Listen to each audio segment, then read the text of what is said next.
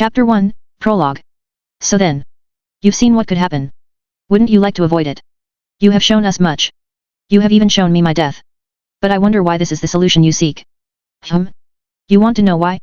Because it should be entertaining, really. You've seen what they are without a connection to you. Now consider what they could become with the right push. You would tie them to our world through him and us? A direct connection, if nothing else. Precisely. Very well. XXX. Well? There are the trees you lot. Peons get to cutting. Grunts keep an eye out. If I catch you slacking off, I'll have you trade your battle axes for wood axes and you can join the peons. Grom Mash Hellscream, chieftain of the Warsong clan, snarls as he tosses out his orders almost contemptuously.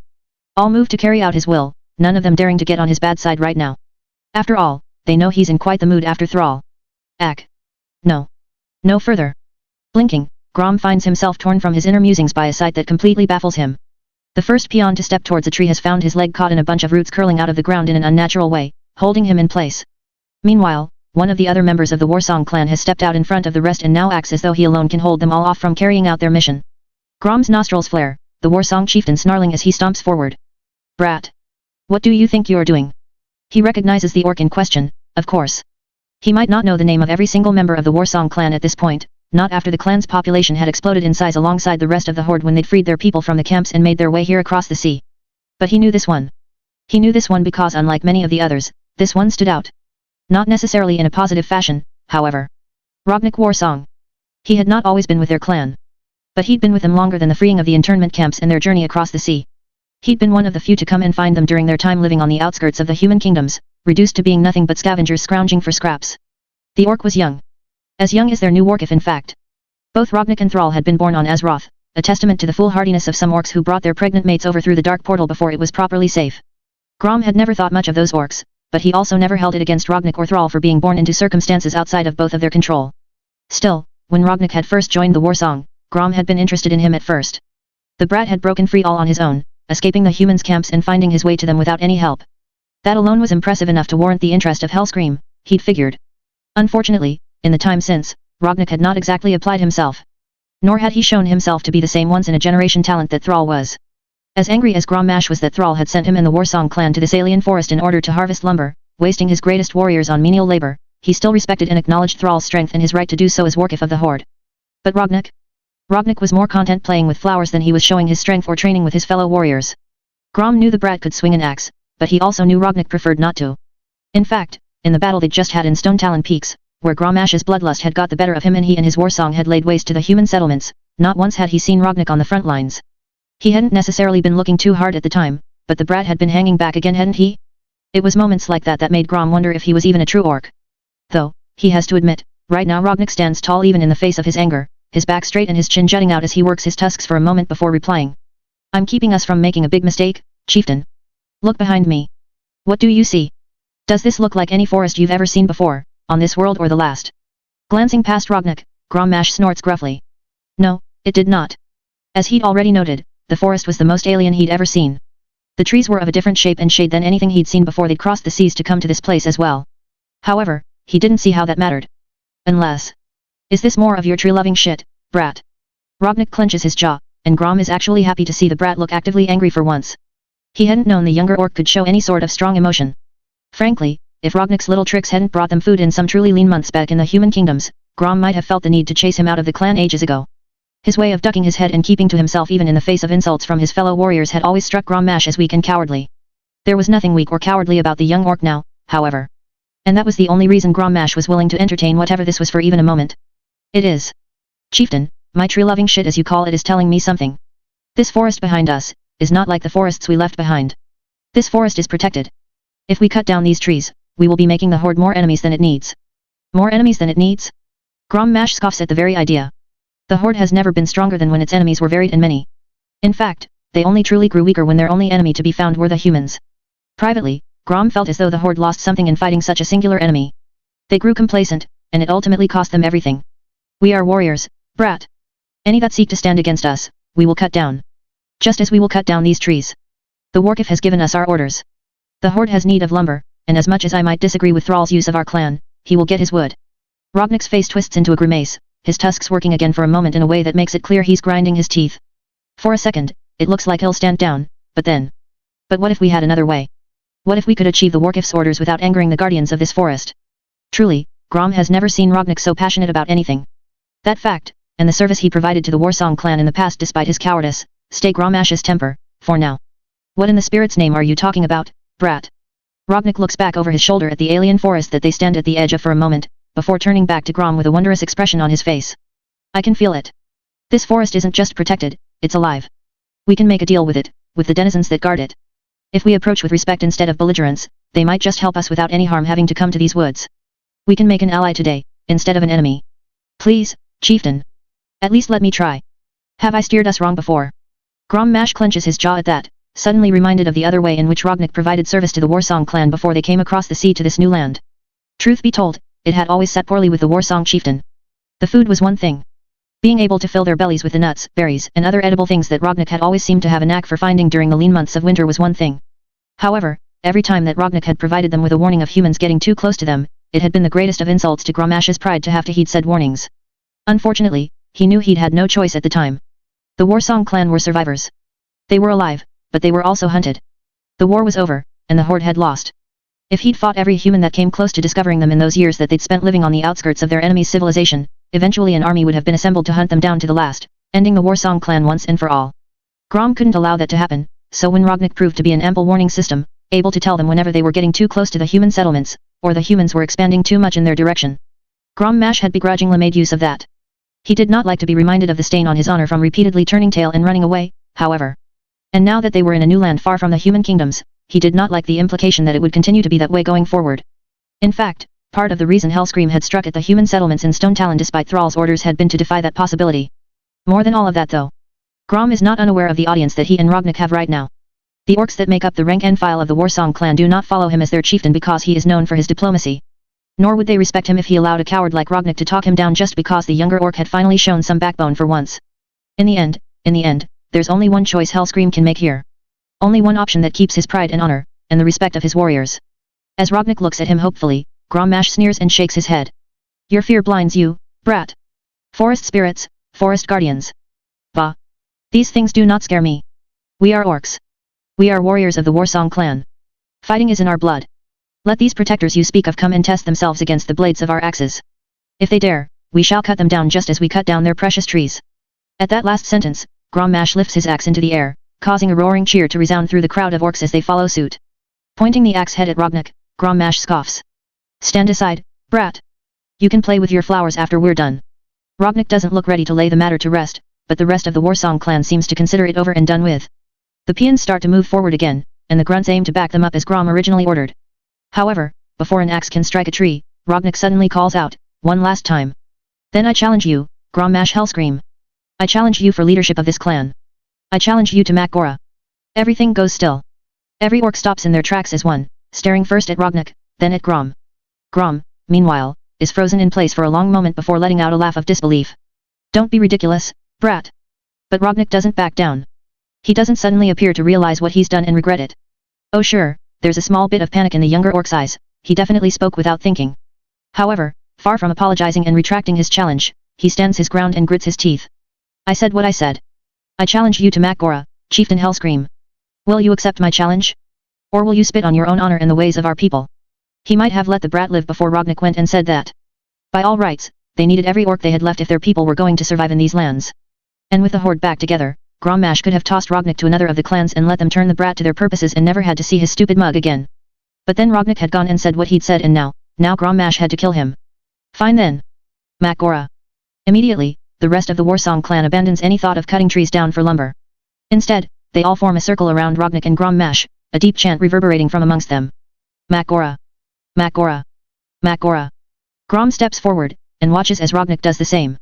The Warsong chieftain holds his axe in his hand, but Rognik remains unarmed. As the challenged, it falls to Grom to dictate terms. This Makgora will be to the death. We will each be allowed one weapon, to be declared now. Rognik, to his credit, doesn't balk when Grommash declares it will be to the death. Most Makgora are only settled when one of the two involved orcs are dead. Still, sometimes, mercy is shown. There will be no mercy today though. Rognik is a dead orc walking. Hefting his axe, Grommash nods to it. My weapon shall be my axe. Yours, brat. Holding up empty hands, green wisps of energy that almost remind Grommash of fell magic lift off of Rognik's fingertips. The Warsong chieftain knows better of course. The fell magic practiced by Gul'dan's warlocks was a much sicklier looking green color. The color that Rognak produces is more vibrant and in a way, almost alive. It is the color of the very nature that the young orc claims he communes with. I choose my magic as my weapon.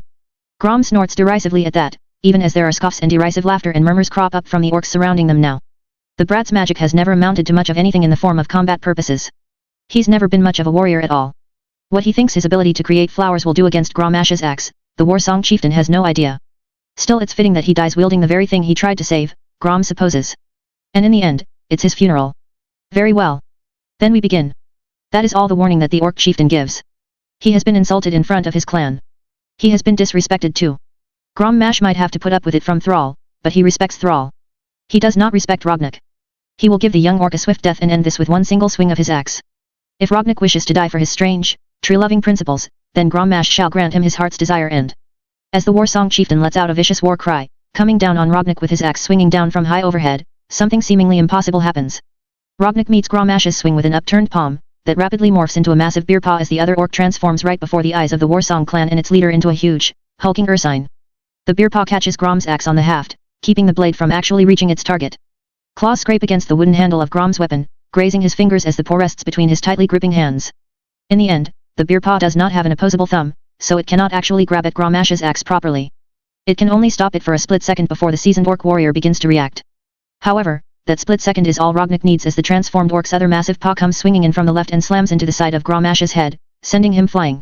His skull ringing, the Warsong chieftain nevertheless gets to his feet immediately, snarling and shaking his head to shake off the after effects of the hit. By the time he's up, Rognak is no longer a bear, but once again an orc. And the suddenly much more dangerous opponent is staring at Grommash Hellscream with nothing but raw determination in his eyes. Unbidden, despite himself, a slow grin begins to spread across Grom's face, his bloodlust ignited once more. Perhaps this fight would be even better than he initially thought. Chapter 2, Mak'gora. He wishes it hadn't come to this, but as the Mak'gora continues, deep down, he always knew it would. Funnily enough, Grommash Hellscream looks almost happy now that Rognak is fighting back. Rognak. That was his name in this world. It was the only name he answered to these days. He was born here. On Azeroth. In this universe. But once upon a time, he'd been a human in another universe, one that treated this one as though it were a video game series. Needless to say, growing up on Azeroth had been somewhat strange for Rognak. It wasn't like some of the stories he could recall, where the reincarnation remembered everything from the moment they were born. No, he'd had to wait.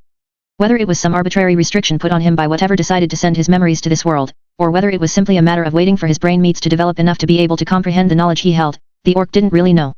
What he did know was that he was Rognak of the Warsong clan, and he was a druid in a world where his people weren't supposed to be able to become druids. Even longer than the memories of a past life, Rognak had felt a connection to nature. In fact, he couldn't remember a time when the world around him did not respond to his call. Plants and trees were easy to talk to, easy to work with.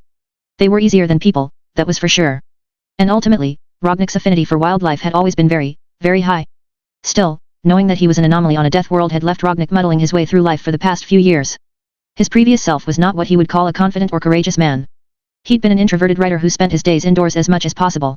By comparison, Rognak loved being outside. He loved being surrounded by nature, loved having it sing to him with all its possibilities. He wasn't a very good orc. He wasn't a very good human either. But, he was a decent enough druid. As the fight continues between him and Grommash Hellscream, Rognak knows he's stunned the watching orcs of the Warsong clan into shocked silence. Grom comes at him with that wicked axe of his, aiming to once again deliver a quick killing blow that will end the Mak'gora on the spot, but this time Rognak doesn't bother blocking. He knows Grom will be expecting that. Instead, he morphs into a massive jungle cat, dodges out of the way, and rakes his claws down the Warsong chieftain's back. A roar of anger erupts from Grom, and even as Rognak darts back, the immediate retaliatory swing manages to catch on his fur, cutting into him and drawing blood. Grommash Hellscream is not to be underestimated, that much is for sure.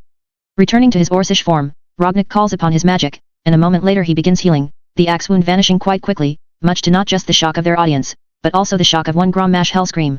He can see it in the Warsong chieftain's eyes now, he's beginning to realize he underestimated Rognak's abilities massively. But then to be fair, how could he not?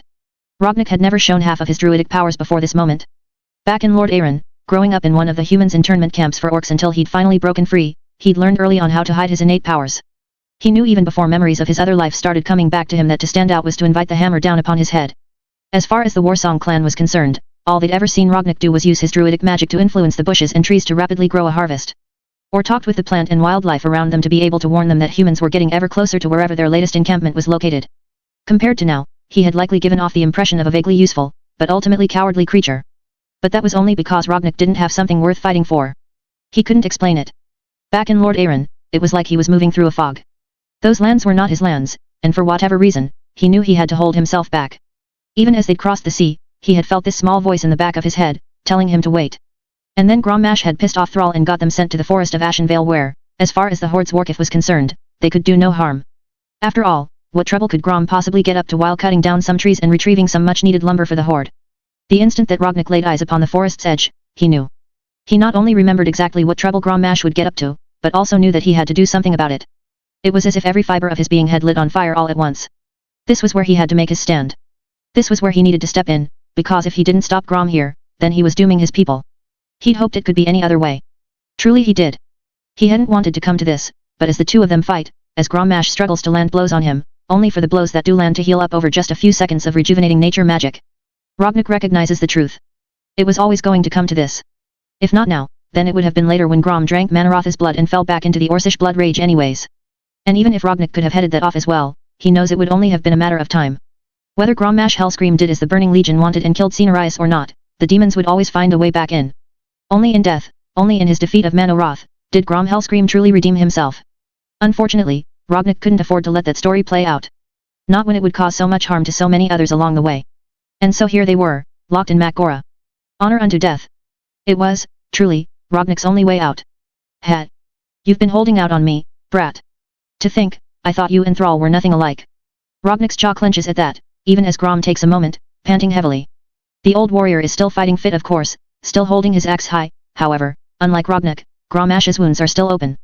Every blow that Hellscream lands on him is healed. Every blow that Rognak lands, is not. I suppose I was just looking for something to fight for. His response prompts anger from the Warsong chieftain. A snarl leaves Grom's lips as he surges forward again, growling angrily. And your people weren't enough for you. Rather than shifting into a beast form again, Rognak brings up his arm, thick roots coalescing around it and blocking the majority of Grom's latest strike like a makeshift shield. The force of the blow still makes Rognak's knees buckle, but he holds Grommash off, even as his other hand comes up and discharges a moonfire, right into the other orc's face. Roaring, Hellscream is forced back, even as Rognak follows him, a snarl of his own spreading across his Orcish features.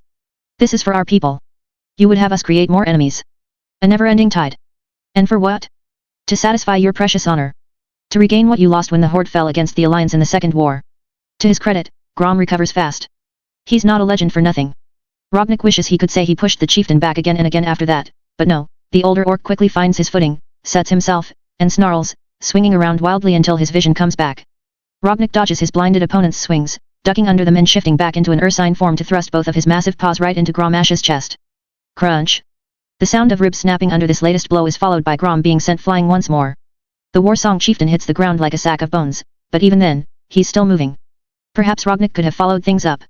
Perhaps he even could have forced Grommash's surrender by pinning the older orc down right then and there and demanding he give up. But he doesn't do that. He doesn't try to disarm Grom or stop him from rising once more. Even with broken ribs, Hellscream gets back to his feet.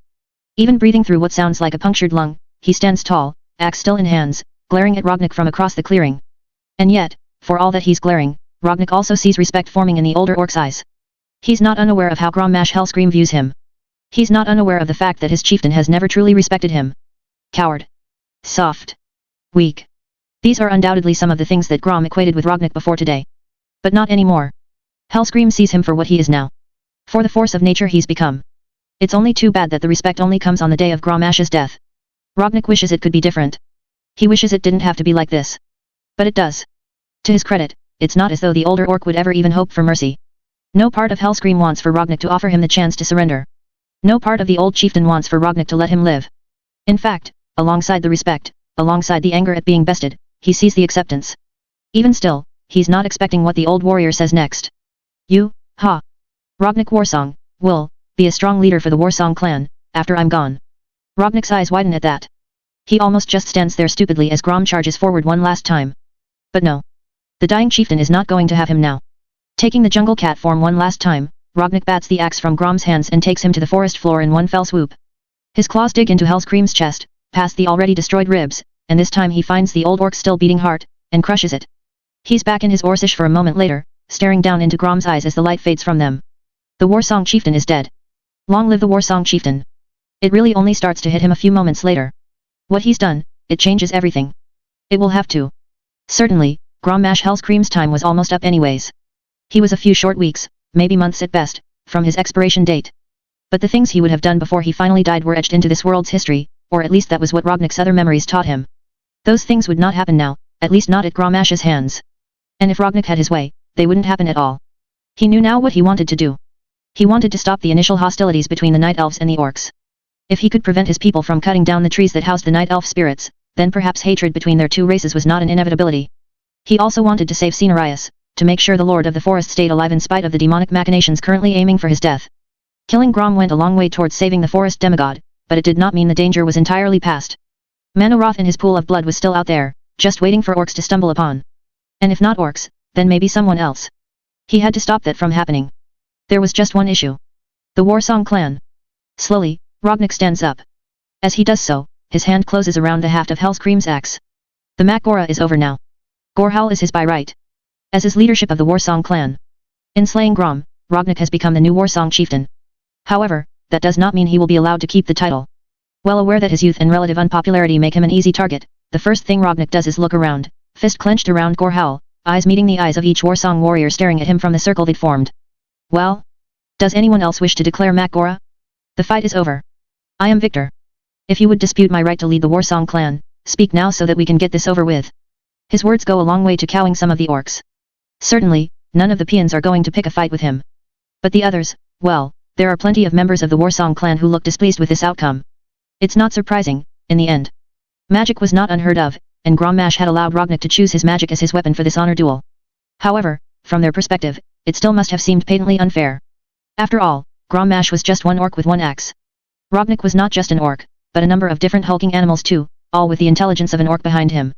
To say nothing of the healing he'd called upon in battle. Orc shamans had healing capabilities, but nothing that worked so fast or so well with a moving combat like he'd just displayed. Yet, the reason for their discontent was also the reason none of them dared say a word. If he had won by the skin of his teeth, then maybe. If he stood before them all covered in wounds and barely remaining on his feet, Rognek doesn't think for a second that some of the clan would have taken the opportunity to try to take the title of chieftain off of him. It wouldn't have been honorable or fair, and indeed it would have led to no end of infighting as orc after orc challenged each other until one ruler remained, but they still would have done it. He can tell. Unfortunately for those among the Warsong clan who might have aspirations of becoming chieftain, it's quite obvious to them that they don't have a chance against him. The fight against Grommash might not have been a completely one-sided slaughter, but the aftermath certainly made it look like it was. With him standing over the other orc's corpse, without a single visible scratch on him, holding Hellscream's axe. No one dares say a word, but Rognek knows in that instant that it's not enough. That he can't just leave it at this. He has to do the one thing he's dreaded in both of the lives he's lived. He has to talk. He has to give a speech here and now, if he wants to have any hope of swaying the hearts and minds of the Warsong clan. Chapter 3, Aftermath. I may be young, but that does not make me ignorant. I have heard the stories. I have listened to you all speak around the campfire. We were not always this way. Grommash had given him his vote of confidence, before the end. The older orc had quite literally forced himself to speak through a pierced lung and shattered ribs in order to do so. Now, it was up to Rognek to make good use of those final words. It was up to him to show that Grom wasn't wrong to say he would be a strong leader. Up to him, to make sure he didn't show weakness now to the orcs of the Warsong clan who surrounded him. Slowly turning, he looks them all in the eye, spinning around to observe everyone in the circle. He can see it. They won't just accept him for who he is. They need more. He'll damn well try and give them more, if he can. Of course, there's a reason he'd ended his first statement with something so general and vague. As he looks at them all, as the silence builds. And what way is that? There it is. One of the orcs speaks up, growling as he lets Rognek provoke him. Turning to that orc in particular, he pins the grunt with his gaze. Immediately, the other orc goes stiff, knowing full well that if Hellscream couldn't beat him, he can't either. But Rognek isn't trying to make an example of anyone. He's already done that with Grom. Slaves. Slaves to the demon blood. Slaves to our emotions. Slaves to our worse impulses. A ripple goes through the clan at that. He has their attention for the moment. No one likes being called a slave, after all. We were not always slaves. We were not always green. It was the fell magic that did this to us. It was Gul'dan and his warlocks who turned us against our shamans at the behest of their demonic masters. They turned us into monsters. They twisted us and made our greatest attribute into our worst weakness. With a vicious snarl, Rognek lifts his bloodied hand into the air, forming a fist. The eyes of many an orc are drawn to that fist, stained as it is with their former chieftain's heart blood. We are warriors. We of the Warsong more than most. But that does not mean we must be fueled by blood and death and wanton destruction. Where was the honor in the first war? Where was the honor in the second? Our people ruined their original world. The orcs are the ones who destroyed Draenor. And then we came here, for what? To do it again. Some of the Warsong clan feel the weight of his words. The oldest warriors are impacted the most. Rognik watches carefully, keeping track of the effect his speech is having on each of them. Some agree with him. They would never admit it out loud, but they're old enough to remember. Old enough to recall what resulted from the original Horde's conquest of Draenor. Rognik wasn't there for it, of course. But he remembered a different life long ago and reading a book about the rise of the Horde. And in fact, as he stands there, seeing the veterans of the Warsong clan torn between wounded pride and poorly concealed guilt, he remembers something. A small fact that he puts to use now. Those of us who came from Draenor remember, don't they? What happened after we conquered Draenor? What happened after the Horde stood triumphant over the corpses of self-made enemies? The victory was won, and yet, did it feel like victory? Did it taste like victory, when our Warsong wolf riders had to turn on their very own mounts and use them as a source of food? That provokes a wave of murmuring. The eyes of the younger members of the Warsong clan widen at that piece of information, while the veterans almost unanimously flinch. There's a small schism then, as the younger orcs look to their elders, expecting them to speak up in defiance of Rognik's words. Surely it wasn't true, right? Surely the Warsong clan had not been reduced to such barbarity? Conquering Draenor was one thing. Genociding the Draenei people, well, that was just war, and war was what the Warsong clan was good at. But their wolves?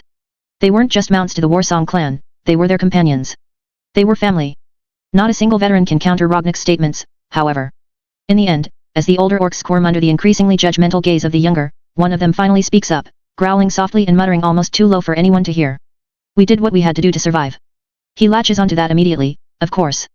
Not the words you would expect from the victors of a war, wouldn't you say? The Horde's conquest of Draenor resulted in such famine that our people became scavengers. We lost ourselves to our baser instincts, turning into little more than maddened beasts, controlled by our bloodlust. His words are getting to the younger orcs. The Warsong clan has been through some tough times over the years. Most recently, its numbers were replenished from the orcs that Grom helped thrall free from the humans' internment camps back in Lord Aeron. Those same orcs don't know the full history of the Warsong clan, and some among them don't even know the full history of the Horde.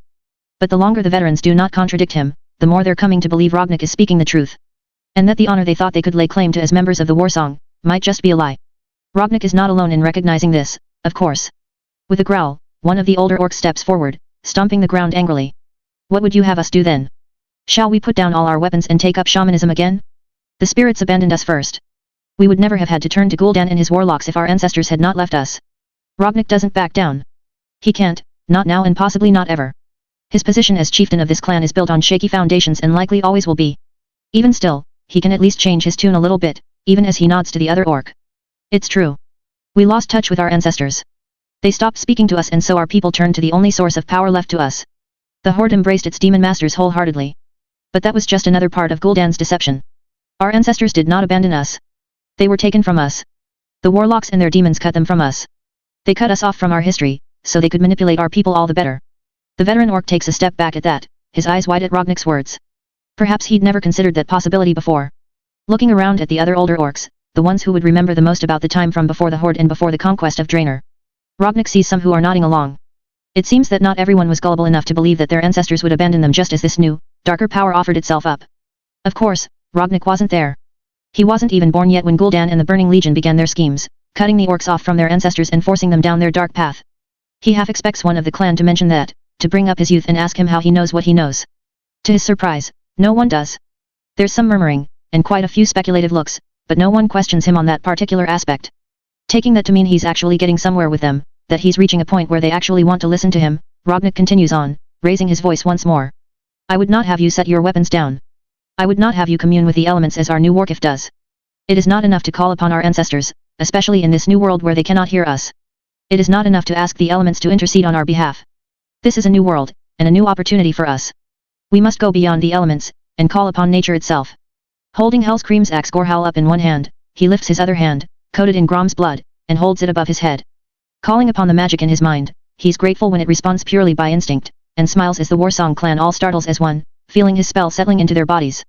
They all go wide-eyed, straightening up and staring at each other, and then back at him. This is the gift of the wild. This is nature's power. Feel it fill you with life, with energy. Tell me, honored veterans, does it feel twisted and tainted as the demon blood did? Do you feel as though you are losing yourself in the madness and bloodlust once more?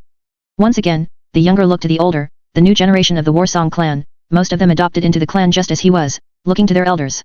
The veteran warriors left after so much conflict and so much death, all gaze at each other for a long moment. Finally, one of them shakes his head. No. It feels fine. Good, even. Perfect. As he'd hoped, a demonstration is exactly what was in order. One might argue that his defeat of Grom in front of all of them was a demonstration of its own, but that was that and this was this. Looking at everyone, Rognik can tell that they're impressed by his strengthening magic, though a few are looking mulish, no doubt wondering why he had never used it before. Before such thoughts can form into full-blown questions, Rognik continues on with his speech. At our core, we are primal beings. Savage warriors. I am not asking any of you to set that aside. I am just as savage, as you have seen. Eyes drift down to the body of Grommash Hellscream. Indeed, plenty of them had seen how savage he could be already. This power that I have, this connection with nature, it can be shared, as I just showed you. It can also be taught. We can, each and every one of us, become one with our inner savagery, so that the demons can never use it against us ever again. Give them an enemy to focus on. That was Political Speech 101, was it not? Rognik didn't always focus very hard on the memories of his past life, seeing how most of them were, faded at best. But he's drawing on quite a lot of thoughts from that other world now and using them combined with his knowledge as an orc to the best of his ability here and now. The demons were a better enemy than most, to be fair. Certainly, they were a better enemy than the Night Elves or even the humans. If Rognik had his way, then the Warsong clan would become the focus for an order of Orc Druids, and that started right here and right now. But first, he had to bring his argument home. Our savagery must be focused. Back among the human kingdoms, we survived as parasites, existing on the edge of their lands. We survived but did not truly live. Do any of you want to go back to that existence? Do any of you wish to make the same mistakes here in these new lands, in this place we hope to call our home? There are grumbles and mutters, but the answer is unanimously no as orcs, both young and old, shake their heads and growl at the idea of being reduced to such a state once more. Then we must show that we respect our new home. These lands can be ours. We can walk among the people of them freely, if we can show that we are the creatures of honor that we claim to be. One of the veterans speaks up again. Earlier, you said to Hellscream that you had a way of getting the Warkif slumber without cutting down the trees. How? How are we supposed to make an ally out of a damn forest? Despite his somewhat abrasive language, his tone is one of true curiosity. He's actually interested, and so are plenty of others among the clan. Rognik has not swayed all of them, but he's swayed enough. We just have to approach things the right way. These forests are protected. If we can find those guardians and show them we mean no harm, we can find a way to earn the lumber that the Warkif seeks, and make new allies at the same time. There will be a time when blood must be shed for our new home, warriors of the Warsong clan.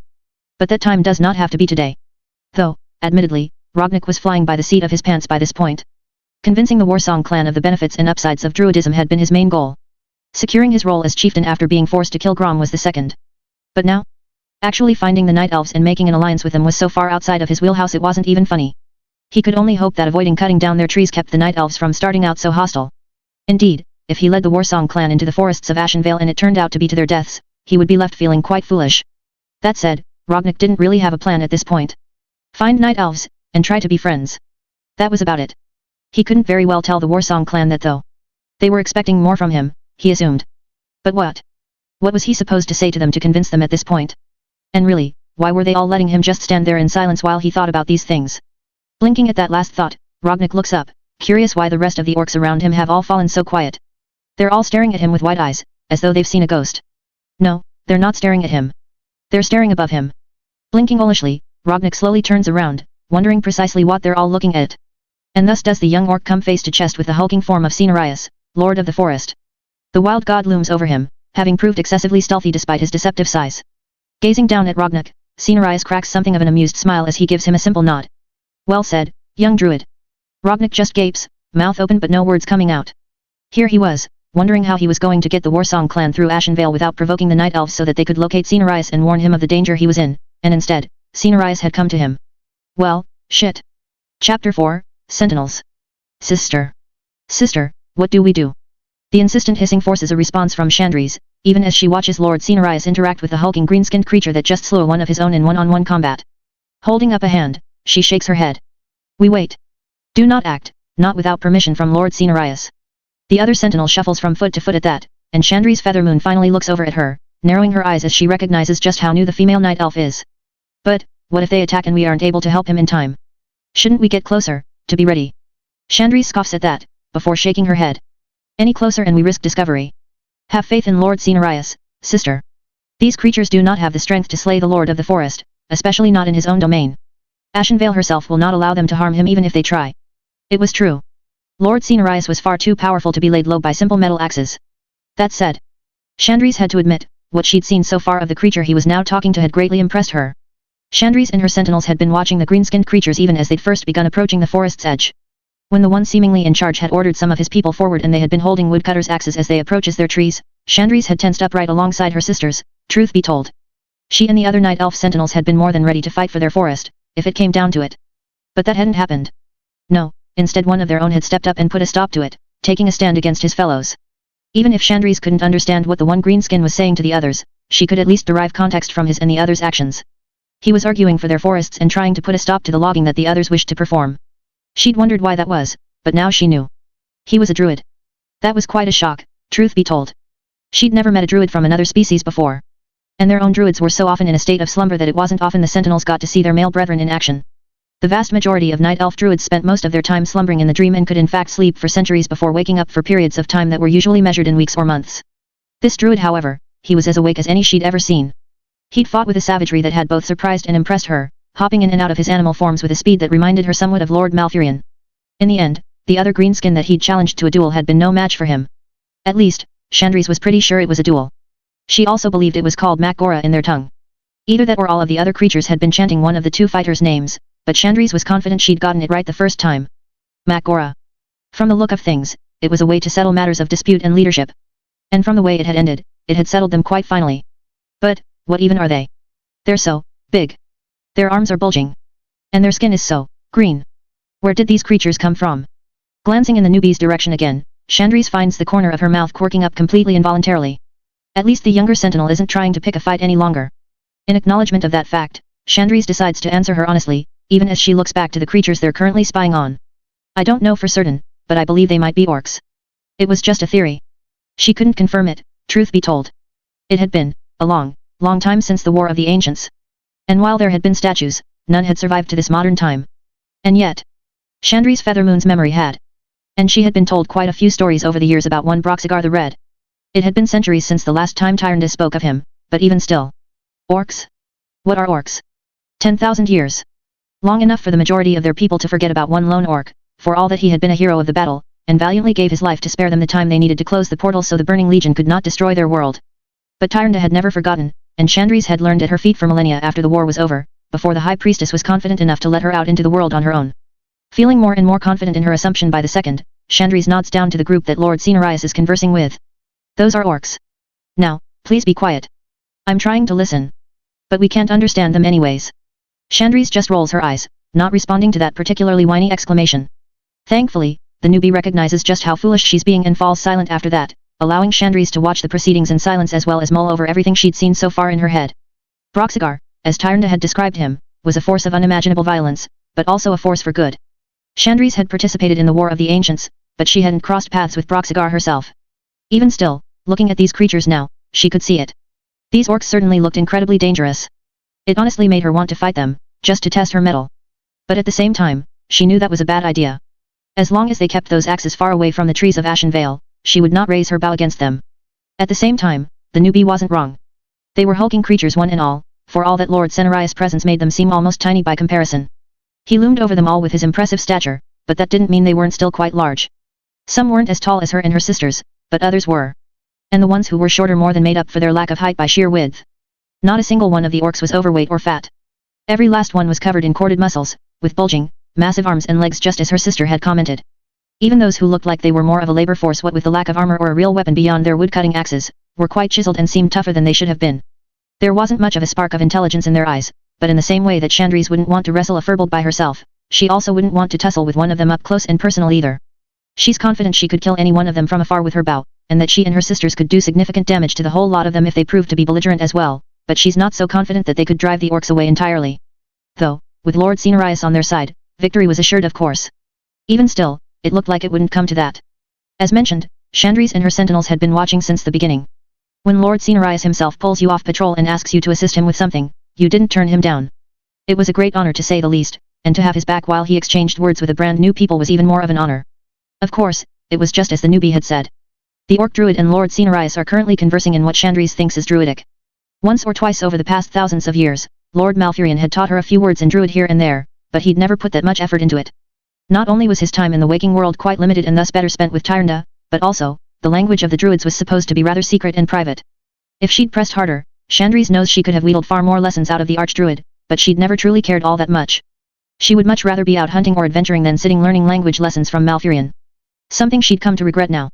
Even still, as Chandri's eyes slide from the conversing orc and the lord of the forest to the dead orc still at the druid's feet, she can't help but be glad. She knew next to nothing about these orcs if she was being honest. But she knew she didn't want that orc to still be in charge.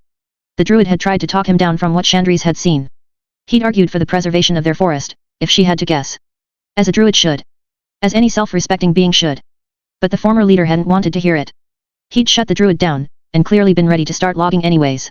Chandri's didn't know what the orcs needed lumber for, but she knew one thing: if even one of those woodcutter axes had bit into one of her people's trees, the arrows would have started flying, and the first would have come from her bow before any others. Fortunately, that hadn't happened. Unfortunately, the orc druid had had to kill his leader to stop it from happening. And then he'd spoken at length to the other orcs, clearly trying to convince them of something. Was he not now in charge? Was he not now their leader? Chandri's had assumed so. From context clues alone, she had imagined that his defeat of the first orc would result in him taking his position. But it certainly seemed like he'd had to do a lot of talking in that guttural tongue of his to bring them around to his way of thinking afterwards. Watching from the shadows, she and her sisters and Lord Cenarius had allowed him to do exactly that. Until finally, Lord Cenarius had moved forward, all while beckoning them to stay back. Contrary to what she'd told the newbie, Chandri's hadn't liked that. She had faith in the Lord of the Forest's ability to survive these orcs, even if they attacked him all at once, but she still wished that the demigod would have let them come with him. They could have been quite the show of force and representation of what the orcs would be fighting if they persisted in damaging their forest. But no. Lord Cenarius wanted them to stay back, and so Chandri's and the other sentinels had stayed back. The possibility of conflict between them and the orcs intruding upon their lands seemed to be diminishing by the moment. Though the looks on some of the faces of the green-skinned creatures currently watching Lord Cenarius and the druid converse were, well, Chandri's didn't want to be rude and make assumptions, but needless to say she would be keeping an eye on those orcs in particular. Still, now that things seem to have taken a diplomatic turn, Chandri's finds herself wondering what it would mean if these creatures proved to be allies instead. If a positive and friendly relationship between their two peoples could be enacted, what would that look like? Where would they go moving forward? She wouldn't lie, for all that the orcs were big, hulking creatures, she quite admired their physiques. They weren't at all like night elf men, but that wasn't necessarily a bad thing. Sister. Chandri's frowns as the newbie whisper hisses to her. She's just about to give the other sentinel a piece of her mind for once again interrupting her thoughts, when she realizes that the other woman is pointing. Blinking, Chandri's realizes she almost missed it. The conversation between Lord Cenarius and the Orc Druid has come to a close, and Lord Cenarius is pulling away. As the Orc Druid turns and begins shouting to his fellows, the Lord of the Forest draws back into the forest and vanishes, melding into the trees and plant life. She sees the exact moment that even the most observant of orcs loses him, the way their eyes widen and they grumble and growl to themselves, shuffling from foot to foot with barely concealed nervousness as they're forced to finally focus on the words of their leader. After a few more moments, the orcs all form up, gather their former leader's remains and begin making their way deeper into the forest of Ashen Vale. Chandri stiffens at this, but even as she and her sisters watch carefully, not a single orc brings a single axe anywhere near one of their trees. Instead, they follow the Orc Druid deeper into the woods, with their leader looking quite determined, as though he's been given a quest that he will see completed, no matter the cost. Finally, Lord Cenarius returns to them, making himself known as he enters their small clearing. Stepping forward, Chandri's clears her throat and bows her head. Lord Cenarius, forgive us but our curiosity gets the better of us. What did you speak to the druid about? Where are he and his kind going now? And what even are those creatures to begin with? Are they dangerous? Chandri shoots her subordinate a severe glare at that, fully intending to give the newbie a piece of her mind later. But for the moment at least, Lord Cenarius' rumbling chuckle stays her hand and spares the younger sentinel her wrath. They are orcs, young one. Ha! She knew it. They are quite dangerous, but then, so are you and your sisters. So am I, for that matter. I spoke to their leader, the one you correctly identified as a druid. He is self-taught, but committed to the defense of nature, just as all of my students are. I've asked him to confirm it and sent him on a mission that will tell us once and for all whether he and his kind will be friend, or foe. Chandri's breath hitches at that. It was as she'd thought then. Very well, taking Lord Cenarius' words into account, she nods her head now that she has more information. What would you have of us, Lord Cenarius? Smiling at her quite warmly, the demigod tilts his head for a moment in consideration, and then nods. Come. We shall follow them at a distance to make sure they don't get into too much trouble, and to find out which way they shall fall. In the end, they might just need our help. Some of her fellow sentinels look a little put off by that idea, the newbie even wrinkling her nose at the thought of helping the orcs. But Chandri's? Chandri's finds herself more than a little interested, as she and her sisters follow Lord Cenarius into the woods, trailing behind the orcs and their druid with them none the wiser. Things had been getting a little boring around here, if she were being honest. A little, rote. Maybe it was about time something, or rather someone, shook things up a little bit. Chapter 5, Loktar Augur. Chieftain. What did that creature say to you? Where are we going? Glancing at the veteran warrior who's finally worked up the courage to ask questions, Rognik grunts, shaking his head. That was no mere creature. That was a demigod, the Lord of the Forest. He is called Cenarius, and you would be wise to tread carefully around him. The veteran just snorts at that, but it's not necessarily a disrespectful snort. It's more the kind of snort that Rognik takes to mean yet, no shit. Indeed, when Cenarius had made himself known, the Warsong clan hadn't quite known what to do. Rognik was just glad that none of them had chosen to attack. Not that they could have done much to the Lord of the Forest, but it's the thought that counts can just as easily be turned into a negative. After all he'd done to stop Grom from leading the Warsong clan right back into demonic service, having his warriors try to strike Cenarius down immediately after would have been frustrating to say the least. Luckily, that hadn't happened, not least of which because Cenarius was smart. Smart enough to wait until Rognik had given his speech and begun the process of converting his fellow orcs to a more harmonious way of thinking. Oh, don't get him wrong, he knew full well that the clan wasn't quite ready to all become druids just yet. But he liked to imagine they'd taken the first steps, and that Cenarius' appearance had only helped.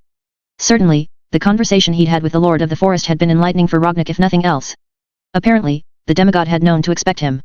Him, specifically. How that was possible, the young druid didn't know. Maybe it had to do with his connection to nature? Or maybe it was something else. Cenarius was definitely playing his cards close to his chest on that front. Still, Rognik was even more glad that he'd taken his stand when he did. If Grommash and Cenarius' clash had taken place this early on, Rognik didn't know if any of them, even he, would have survived the ensuing battle. This Cenarius seemed much more knowledgeable, after all. Not only had he somehow known to meet them on the edge of the forest before the Warsong clan could even enter the woods, but there was also the other thing, the task that the wild god had given them. As for where we're going, the Lord of the Forest has given us a mission to complete. There are murmurs from the other orcs following behind them, letting Rognik know that they're all listening closely to his conversation with the veteran. Meanwhile, the older orc grunts, shifting from side to side. A mission, when we were already on a mission for Warkif Thrall. If the Warkif returns with the horde and we have nothing to show for our troubles, the Warsong clan will be even more disgraced than it already was. As much as the admonishment rankles his Orcish pride, Rognik also notes that the warrior recognizes they lost honor when they followed Grommash in disobeying Thrall's orders in the first place. By giving into their bloodlust, by giving into Grom's bloodlust, they had gone against the Warkif of the horde. This mission might have just been Thrall's way of keeping the Warsong clan out of further trouble, and look how that would have turned out, but for many among the clan, this was their way of showing they could still be trusted. Put through that lens, Rognik could understand the other orcs' concern. He inclines his head in the veteran's direction to show as much, before turning and looking at the rest of the clan as he continues to walk backwards without fear. He was one with the forest around him, he wasn't about to trip. Lord Cenarius is one of this forest's many protectors. As I said before, we do not need to make enemies in order to accomplish the Warkif's task. Instead, Cenarius has given us an opportunity to not only earn the lumber Thrall seeks, but also make allies in the process that can help the horde in settling our new lands. There's some more shuffling and muttering at that, but all in all, it seems as though his words come across pretty well. It helped that Cenarius showed up when he did, right after Rognik got done telling the Warsong clan all about how Ashenvale was guarded by its denizens. The Lord of the Forest made for an intimidating foe. If he'd been a completely unknown, the Orcish response would have been to immediately try and fight him. But because of Rognik's speech, caution had prevailed. Though he had to admit, finding out that he was speaking Druidic the entire time he and Cenarius were conversing was rather strange. He hadn't even realized it until afterwards, when he'd looked at his clan and realized that the lot of them were absolutely befuddled, having not understood a word of what was said. Still, with that taken into consideration, the Lord of the Forest has told me about a pool of corruption located nearby. It is protected by our true enemy, demons. If we can destroy them and destroy it as well, then we will have proven ourselves to be stalwart enemies against the demon threat. Cenarius has promised to supply all of the wood that we could possibly want if we succeed, so prepare yourselves, Warsong clan. There will still be battle. But not with the protectors of this forest. No, we shall do battle against only those who deserve to taste our axes. That gets them excited. Orc warriors growl and roar as they thrust their axes into the air. The sight makes Rognik smile, and he thrusts Gorhal high over his head as well. It feels good to be on the same page as his people. It feels good to see a path forward for the Warsong clan that doesn't end up with all of them under the control of demons again. After all, he's not an idiot. He knows exactly what this pool of corruption Cenarius has sent them after is. The pool is of Manarotha's making, and if he hadn't killed Grom, the older orc would currently be on a collision course for drinking of it so that he and his Warsong clan could break through Cenarius' protections and kill the Lord of the Forest. This is an opportunity and a test all wrapped up in one. Cenarius is giving him the chance to show the orcs that there's a better way of doing things. He's also giving Rognik and the Warsong clan all the rope they need to hang themselves. Sending a bunch of orcs to deal with a pool of demon blood? It's like sending a bunch of recovering drug users to bust up a crack house. They're going to have to tread carefully here, but Rognik has hope. More than that, he has conviction. In the end, while it takes them long enough for the sun to set and the moon and stars to shine overhead before they locate their objective, the Warsong clan eventually stumbles into a clearing. There, they find their quarry. Dozens of satyrs are scattered around the area, most of them just ambling about or sitting on the ground or talking to each other. In the center of the clearing sits a pool filled with dark red liquid, burning with power. But power that came with oh so many strings attached in the process. Rognik and his clan are not exactly subtle. Perhaps if it was just him he would have tried to move at least somewhat stealthily into the area, but he knew better than to expect the warriors of the Warsong clan to do anything with stealth. As such, they all but pour out into the clearing, still managing to startle the satyr, who clearly aren't expecting them. What? Orcs? You lot aren't supposed to be here yet. There's a brief pause, as even the other satyr give that one a weird look, as though to ask what the fuck he thinks he's doing. Realizing what he just blurted out, that satyr steps back, hanging his head sheepishly. Another steps forward at the same time however, hissing as he brings his hands up and summons dark shadows to his claws. Foul orcs! The Burning Masters have charged us with protecting this well. You are unworthy of drinking from these dark waters. Well now, that line certainly rang a bell. Snorting derisively at the pageantry, Rognak hoists Gorhowl in one hand, his other gathering nature magic surreptitiously behind his back. Just as well, demon. We aren't here to drink from your filthy pool. We're here to destroy it. The second satyr's eyes widen in shock and Rognak is quick to capitalize on that surprise, as well as his small bit of misdirection. Whipping his hidden hand out from behind his back, he fires a concentrated ball of nature energy right into the demon's midsection. It's oh so satisfying, watching the satyr promptly fold over, his stomach promptly carved out by the energy, burning away his flesh and organs as he falls to the ground, already dead. Warriors of the Warsong clan. These demons seek to re-enslave us. What do we say to that? Never. Loktar Ogar. Rognak grins as the Warsong clan charges forward. The satyr put up a pitiful fight in the somewhat one-sided slaughter that follows. But then to be fair, they were never supposed to win. For creatures such as them, playing the easily massacred patsies was just another walk in the park. They were demons after all, which meant that when they died, they would then reform in the twisting nether, eventually being reborn and then sent out again by the Burning Legion to do more despicable acts in the Legion's name. That does somewhat diminish the satisfaction Rognak feels as he swings Gorhowl through one satyr, while calling upon nature and covering another in roots. All over the battlefield, he summons roots to hold the demons in place, allowing his warriors to cut them down in the scant moments of surprise at being restrained, time and time again. Eventually, before long, the last satyr falls and the only living creatures left in the clearing are orcs. Panting heavily, the Warsong clan growls as they look around for further enemies but find none. Slowly, the adrenaline begins to fade. Rognak, meanwhile, turns his attention towards Manarotha's pool. This was what they were really here for. The satyr were merely their target's guardians, and they were deliberately designed to be piss-poor guardians at that. The pool though, the pool was a blight upon Ashen Vale Forest, tainted with demon's blood and a temptation too great for some to resist. In fact, Chieftain, are you sure we should destroy this pool? It seems almost too good of a resource to let pass us by. Glancing to the veteran who speaks, Rognak shakes his head. This resource is tainted. Demon blood may have won us Draenor, but remember what else it won us. Famine. A dead world. And decades of living as scavengers after the warlocks and demons abandoned the horde on this world. That reminder gets the older orc to back down, a grunt leaving his lips. He still stares at the pool hungrily though, and he's not the only one. Some of the veteran warriors have even moved all the way to the edge of the clearing, clearly not liking the way the demon's blood tempts them whenever they look at it. The others stay where they are but have begun twitching in a way the young druid doesn't like the look of. Turning his full attention onto the pool of corruption currently proving to be such a temptation for his clan, Rognak growls in frustration. He would not let events go the way they could have. He would not let the Warsong clan fall. Reaching up towards the sky, Rognak grasps at the very stars themselves.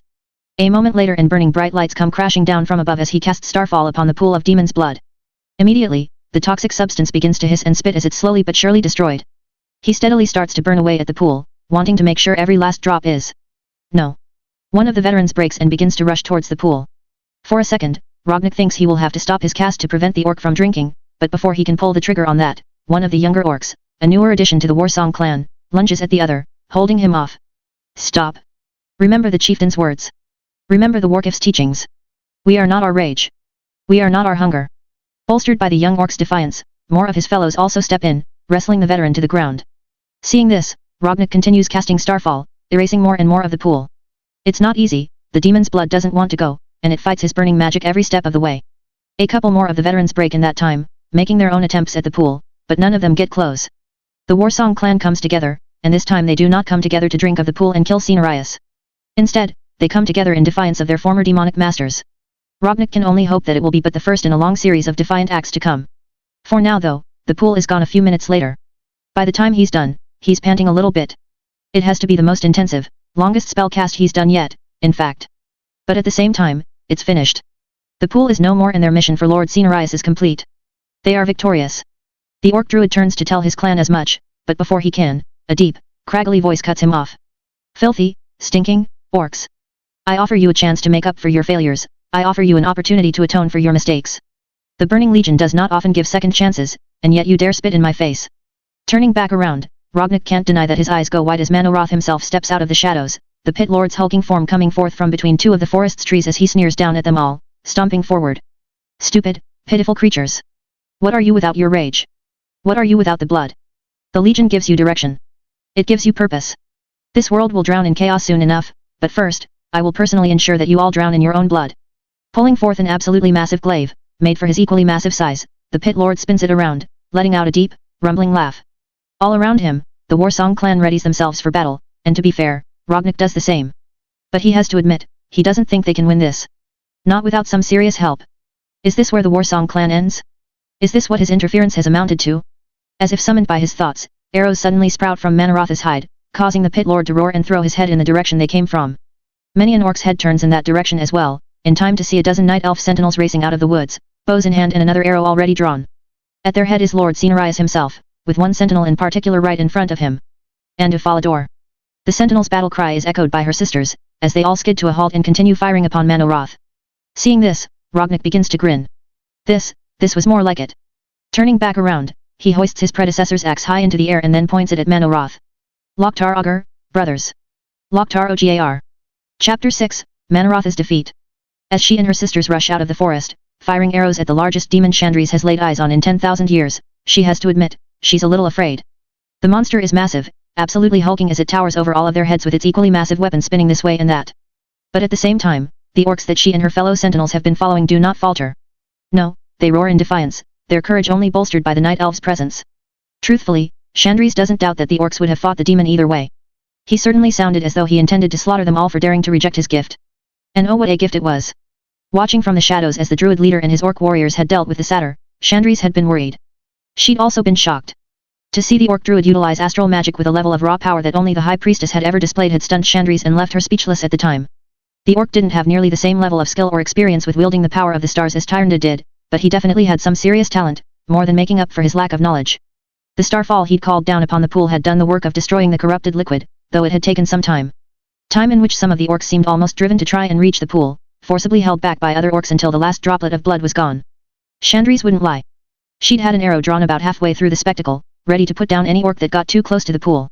It might not have been the right call, but she wouldn't let them fall under the sway of the demons. They were dangerous enough as is. Luckily, she hadn't been forced to loose a single arrow on the orcs. Instead, the arrow she had drawn had been the first to thud into the hulking demon's chest when she and her sisters had finally made themselves known. Now, despite inflicting the first blow upon the creature, Chandris and her fellow sentinels found themselves taking a supporting role, firing from the back line as the orcs put themselves front and center, harrying the huge demonic lizard from every angle. Among them is their leader. The Orc Druid fights with just as much ferocity as his warriors, wielding the axe of his predecessor in one hand and the forest's will in the other.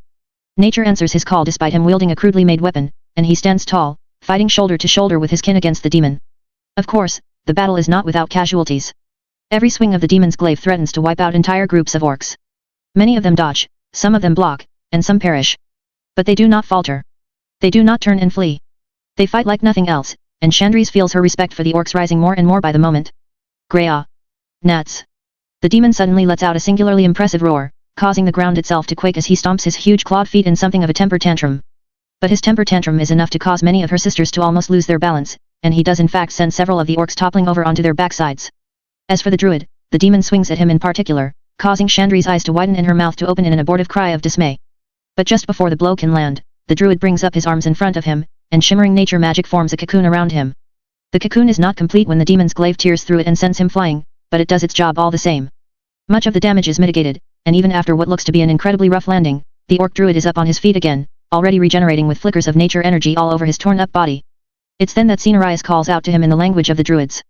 Chandris can't help the way her ear twitches in their direction, even as the orc's head snaps towards the lord of the forest. She keeps the majority of her attention on the demon along with the rest of her sisters, the battle with the huge creature continuing unabated as the night elves pepper his hide with arrows and the orcs slice into him with their axes. Meanwhile, the druid makes his way over to Lord Cenarius, and the two speak for a moment. Chandris wishes she could know what they're saying, but instead all she can do is keep an eye on them. Finally, Lord Cenarius holds out one of his hands, made of long, powerful branches. In response, the orc druid reaches up and lays the axe he took off of his predecessor's body in the demigod's palm. Closing his eyes, the lord of the forest breathes in deeply, with massive amounts of nature energy immediately coalescing around him. Chandris can't help herself. She turns more of her attention in Lord Cenarius' direction, her eyes widening as she watches him cast a blessing of the forest upon the orc druid's axe. This too, is something she's only heard about in stories. The axe of Cenarius was said to have been a magical, holy wooden axe that was crafted by Malfurion Stormrage himself with Cenarius' guidance. Together, the two of them made the weapon for the only orc that Chandris had even known of before today, Broxigar the Red. Tyrande had spoken just as much about the axe as she had about Broxigar himself, calling it one of Malfurion's greatest works. Unfortunately, the axe of Cenarius was lost shortly after the War of the Ancients. Tyrande couldn't say where it had gone, only that it hadn't been lost to the Legion as Broxigar had but had made its way back to their world, and then vanished soon after. This was not the axe of Cenarius. Chandris knew this to be true immediately. But it might grow to become something just as special, she couldn't help but think. She could feel it in her bones that this wasn't just some temporary improvement. No, what Lord Cenarius had just done was a permanent boon to the Orc Druid's weapon, and as he hands it back, the Druid takes it with eyes wide with wonder. Hefting it for a moment, a particularly savage grin forms on the Orc's face, and he turns back to the battle at hand. Chandris, to her surprise, feels her heart beat slightly out of rhythm at that grin, and the next arrow she fires is the first one that she's let loose that proceeded to miss the hulking demon they were fighting. Face flushing in embarrassment, feeling the eyes of more than a few of her sisters land upon her as they notice the arrow go flying into the distance over the demon's shoulder, Chandris focuses her attention back on the fight and the enemy at hand. Honestly, it wasn't even her fault. It was Lord Cenarius who was doing crazy things like giving nature-blessed weapons to people that they'd literally just met a few hours ago. Still, with his newly blessed axe in hand, the Orc Druid charges back into the fray. With a roar, he swings the axe right into one of the demon's legs, and instead of making a shallow gash as the majority of blows from his fellow orcs had so far, he cuts straight through the appendage, rending the entire foot off of the demon's body. Another roar leaves the hulking monster of a demon, as he almost topples from the sudden state of imbalance. Blood pours from the wound, only to immediately burn up as the blessing of the forest annihilates that which is anathema to it, destroying the demon blood before it can even splatter across the ground and release its toxicity any further into Ashenvale Forest. You dare to wound the great Manoroth. I shall tear you limb from limb. I shall rip you and yours to pieces. The demon Manoroth sounds much angrier now than he did before. Oh, he was angry before, but it was more of a disappointed anger. He was furious that the orcs had refused to fall for his trap, and disgusted that he would have to lower himself to slaughtering the lot of them. Even when Chandris and her sentinels stepped up to keep the orcs from being massacred, the demon had not been particularly aggrieved, more exasperated than anything. But now his anger has evolved. It's grown desperate. A toothy grin spreads across Chandris' face as the Orc Druid hoists his axe into the air yet again, the whole thing glowing with verdant green power. She still can't understand him, but she doesn't need to know his words to know the impact they and his actions have on his people. The other orcs have seen what his new weapon can do, and with roars of their own that reverberate through the forest, they redouble their attack on Manoroth. Seeing this, Chandris calls out to her fellow sentinels, laughing as she pulls another arrow from her quiver. Sisters. The demon bleeds. And if it bleeds, we can kill it. The call and response fills Chandris with warmth, even as the battle continues. In all seriousness, it doesn't end then and there just because of the blessed axe. But that is the moment where the tide turns. Or perhaps it's the moment when the Orc Druid catches Manoroth's hulking glaive on his axe for the first time, not just surviving the blow, but outright blocking it and forcing the demon's weapon away. Or perhaps it's the moment when Lord Cenarius finally makes his presence truly known, massive roots and vines coming up from the ground and down from the trees above, grappling with the demon and slowing his movements so that they can deal more and more damage to him. Either way, in the end it doesn't matter. In the end, the battle is won.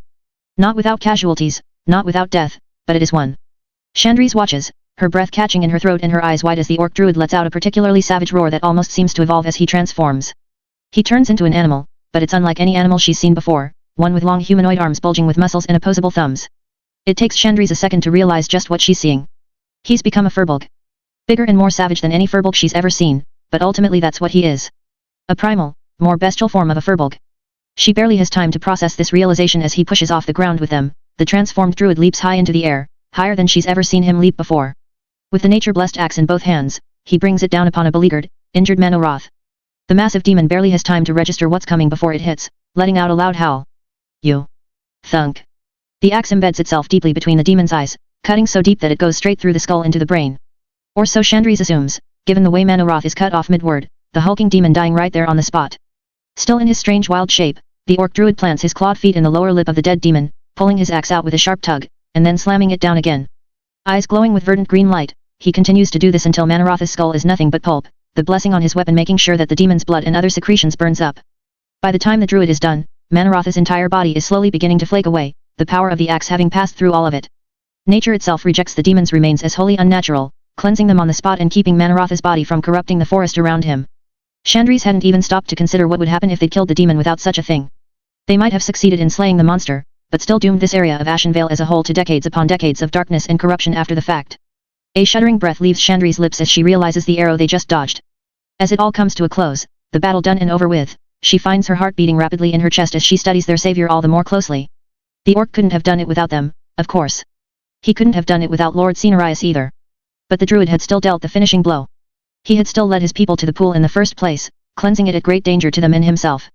Chandris finds herself studying his musculature and biting her lower lip as she does, surprised to feel a heat in her loins that she wasn't expecting to experience today. After a moment, she begins to feel self-conscious and breaks her gaze, glancing around to see if any of her sisters had noticed her lapse. However, she quickly realizes that none of them had. Mostly because they were all staring at the other orcs and those same orcs were in turn staring at them. The Night Elves were not a single-gendered species by any means, but the Sentinels were. And the majority of Night Elf men who were worth a Sentinel's time tended to become Druids and then spend most of their time slumbering in the Emerald Dream for centuries upon centuries. Suddenly, Lord Cenarius' voice echoes out through the clearing, drawing the eyes of every Night Elf Sentinel to him. Sentinels. These orcs have proven themselves allies of the forest and potential allies of the Night Elf people as well. We shall make camp with them this evening and celebrate our victory over the demon Manoroth. Remember, you represent not just yourselves, but also your people in this first diplomatic meeting between the Night Elves and the orcs. Chandris swallows hard at that, licking her lips again, this time more nervously. She can't deny her interest, just as she can't deny the interest she sees growing in her sister's eyes. Of course, as the leader of this particular group of sentinels, she doesn't even have to say it. She has immediate dibs on the orc leader, if she wants it. That's why none of her sisters are looking in his direction now, though a couple throw wistful glances his way before turning their gaze elsewhere. Ah, was she really thinking about this? Was she really going to go there? Yes. Yes, she was. She would take advantage of her unique position. As soon as night falls, she was going to pay the Orc Druid a visit and get his measure. First though, she would need to go to Lord Cenarius for his blessing, to make sure that she wasn't screwing anything up. Oh, and there was one other thing she would ask of Lord Cenarius, while she was at it. Chapter 7, Introspection. Manoroth was dead. Not permanently, that much Rognik knew from his other set of memories. Demons couldn't be killed permanently, at least not in this world without some very specific circumstances. If they died on Azeroth, they were sent kicking and screaming back to the twisting nether. Still, the more powerful they were, the harder it could be for them to pull themselves back together again. The Pit Lord was always destined to die here on Kalimdor in this time period. But Rognik's actions had not only significantly moved up the timetable for Manoroth's death while also safeguarding Cenarius' life, they'd also resulted in a lot less corruption as a result of the Pit Lord's demise. All thanks to the blessing that Cenarius had given Hellscream's axe. His axe now. Looking down at the weapon, holding it in his hands, Rognik felt it to his very core. This axe was his axe. It was like it was bound to his very soul.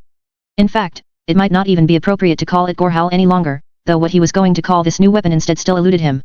Whatever Cenarius had done to it, it had become a conduit for nature energy. Which was a little surprising, because on the one hand, druids and large-bladed weapons didn't mix. You could have something large, or you could have something bladed as a druid. Not one or the other. You could have a staff, or you could wield a dagger. It was a trade-off, to be sure. And yet, at the same time, the two-handed war axe like he was holding in his hands right now was the epitome of orc culture. Almost all of his warriors wielded axes, as a matter of fact. So in the end, if an orc druid was going to buck the trend, then it made sense that he would do so with an axe like this one. And indeed, if the Lord of the Forest was going to enchant a weapon for their fight against Manoroth, then Rognik supposed it would be an axe, given what he recalled of the axe of Cenarius, created 10,000 years ago but not due to show up in this world for another few years. Ugh, time travel. Best for him not to think about it too hard. He had more than enough on his plate at this point. Neither the Bronze nor the Infinite had come after him yet.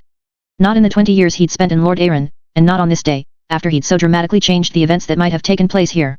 If the Bronze were going to show up, he figures they would have now. Though maybe that was just him telling himself that to feel better about the situation. Ultimately, he wasn't going to let their policies stop him. He was going to do what was best for his people, no matter what. Luckily, that seemed to be working pretty well so far. Manoroth's pool had been destroyed without a single member of the Warsong clan drinking from the corrupted demonic blood. Not for lack of trying, but the clan had come together and stopped those who could not stop themselves until he was done. Then, Manoroth himself had been destroyed in a battle that should have seen all of their deaths. Only the timely arrival of the Night Elf Sentinels and Cenarius himself had seen the day saved. Only the Lord of the Forest's blessing had allowed him to deliver not just the finishing blow to Manoroth, but also erase the Pit Lord's disgusting remains from their world before they could do any harm to the Forest of Ashen Vale. Letting out a low sigh, Rognik turns his thoughts towards the Night Elf Sentinels who had fought with them. By this point in time, the enmity between their two peoples should have already started. By now, Cenarius should have been dead and the Sentinels in full retreat from demonically infused fell orcs. But that hadn't happened. And now he didn't know what the future would hold. Needless to say, he'd been more than a little nervous about the Warsong clan coming ling with the Sentinels this early. Were they ready for such a thing? In the wake of their shared victory, it made sense to celebrate a hard-fought battle.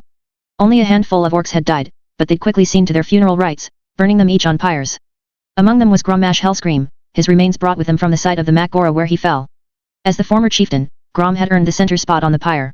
It was the least Rognik could do, all things considered. He'd stolen the other orc's story, ended his tale before he could even err in the first place, let alone be redeemed by thrall. Saying a few words about the honor and valor of their dead was the bare minimum expected of Rognik before all was said and done. Then, the revelry had begun in earnest. Fresh fires were lit with wood provided by Cenarius, and meat was also procured by a hunt performed by the sentinels. The orcs provided the booze, having brought no small amount of it in favor of water that could more easily get dirty and undrinkable on a journey like this. If Cenarius himself had not ordered that they make camp together for the night, then Rognik might have ordered the clan to retreat out of the forest and not allowed them to set up camp until they were once more beyond the forest's edge. He was worried they would all get into trouble, if he let them stay here in the woods, among the night elves and their sacred trees. In hindsight, that would have been a mistake. It had taken them hours of traversing Ashenvale to locate the pool in the first place, followed by the fight with Manoroth. While his orcs weren't afraid of a little cardio, he still wouldn't have won any friends by demanding they all march right back the way they came, as if they hadn't earned the right to sleep under the canopies of the massive alien trees all around them. As if they hadn't just defended these lands from a pit lord. Yes, Rognik's first instinct had been incorrect, and he was grateful now that Cenarius had unknowingly stopped him from following it. That said, he wasn't blind. Even though his orc warriors and the night elf sentinels could barely understand each other, they were still getting along like a house on fire in short order anyways. Some were drinking together, while some were already engaging in shows of strength, agility, and cunning. They were making up little games to play against one another, while some of the Warsong clan had set up a wrestling pit, just to show off their fighting prowess to the female creatures in their midst. There was still some separation, but also plenty of visible interest between the two groups. Unfortunately, despite the way Rognik saw night elven eyes roaming over the muscles of some of his warriors, there were far fewer of them when compared to the Warsong clan. Someone was going to end up slighted, and then shit might go south, fast. In the end, sitting there watching everything happening, he really only saw one option to take. Okay, make that two options. Sure, he could have sat here all night waiting for shit to hit the fan and then stepping in himself. But he was only one mortal being, and he was damn tired after the day he'd had. Fighting Grommash Hellscream was one thing. Destroying that pool and then Manoroth back to back? That was something else entirely. Rognik had never felt more drained in his life. On the other hand, the option he had chosen to take involved Cenarius. The Lord of the Forest was a demigod, and thus immortal. He also spent a ton of time in the Emerald Dream, so he probably didn't need as much sleep as a mortal did, right? Seeing as it was Cenarius' decision to have them all camp together in the first place. Rognik didn't see anything wrong with meeting the Lord of the Forest's eyes from across the camp and then rising to his feet. He thinks he might even see a glimmer of amusement in the Lord of the Forest's gaze, even as he breaks eye contact and looks around the camp. Warsong clan. The attention of everyone in the camp snaps to him, first the orcs and then the night elves following when they realize how quiet it gets. Standing there, Rognik basks in their focus for a moment, knowing that Manoroth's defeat had gone a long way to furthering his claim over this clan. He had their respect and hopefully their obedience, and in time, perhaps he would even manage to convert them to druidism as he so desperately wanted. For now though, he'd be glad if they could just get through the night without causing a diplomatic incident. With that said, we have defeated a great evil this day.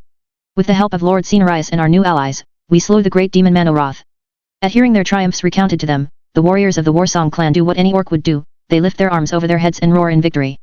Rognik lets them have their moment, grinning savagely all the while. Only once they quiet down does he drop the grin and pin a few of the ones he considers the most likely to be problems with a glare. It's late and I'm fucking tired. So I'm going to sleep. The forest god is in charge. If you trespass, if you break the peace of these woods in any way, then I allow him to pass judgment on you in my stead. Whatever he decides is just punishment for your crimes, I shall back with all of my authority. There's a pause at that, as more than a few orcs shoot contemplative glances towards Cenarius. They've never fought the demigod, so they don't know how strong he really is, but he certainly looks powerful and dangerous. Making eye contact with the Lord of the Forest again, Rognik definitely sees the amusement in Cenarius' eyes this time, as well as the slight nod that he's given.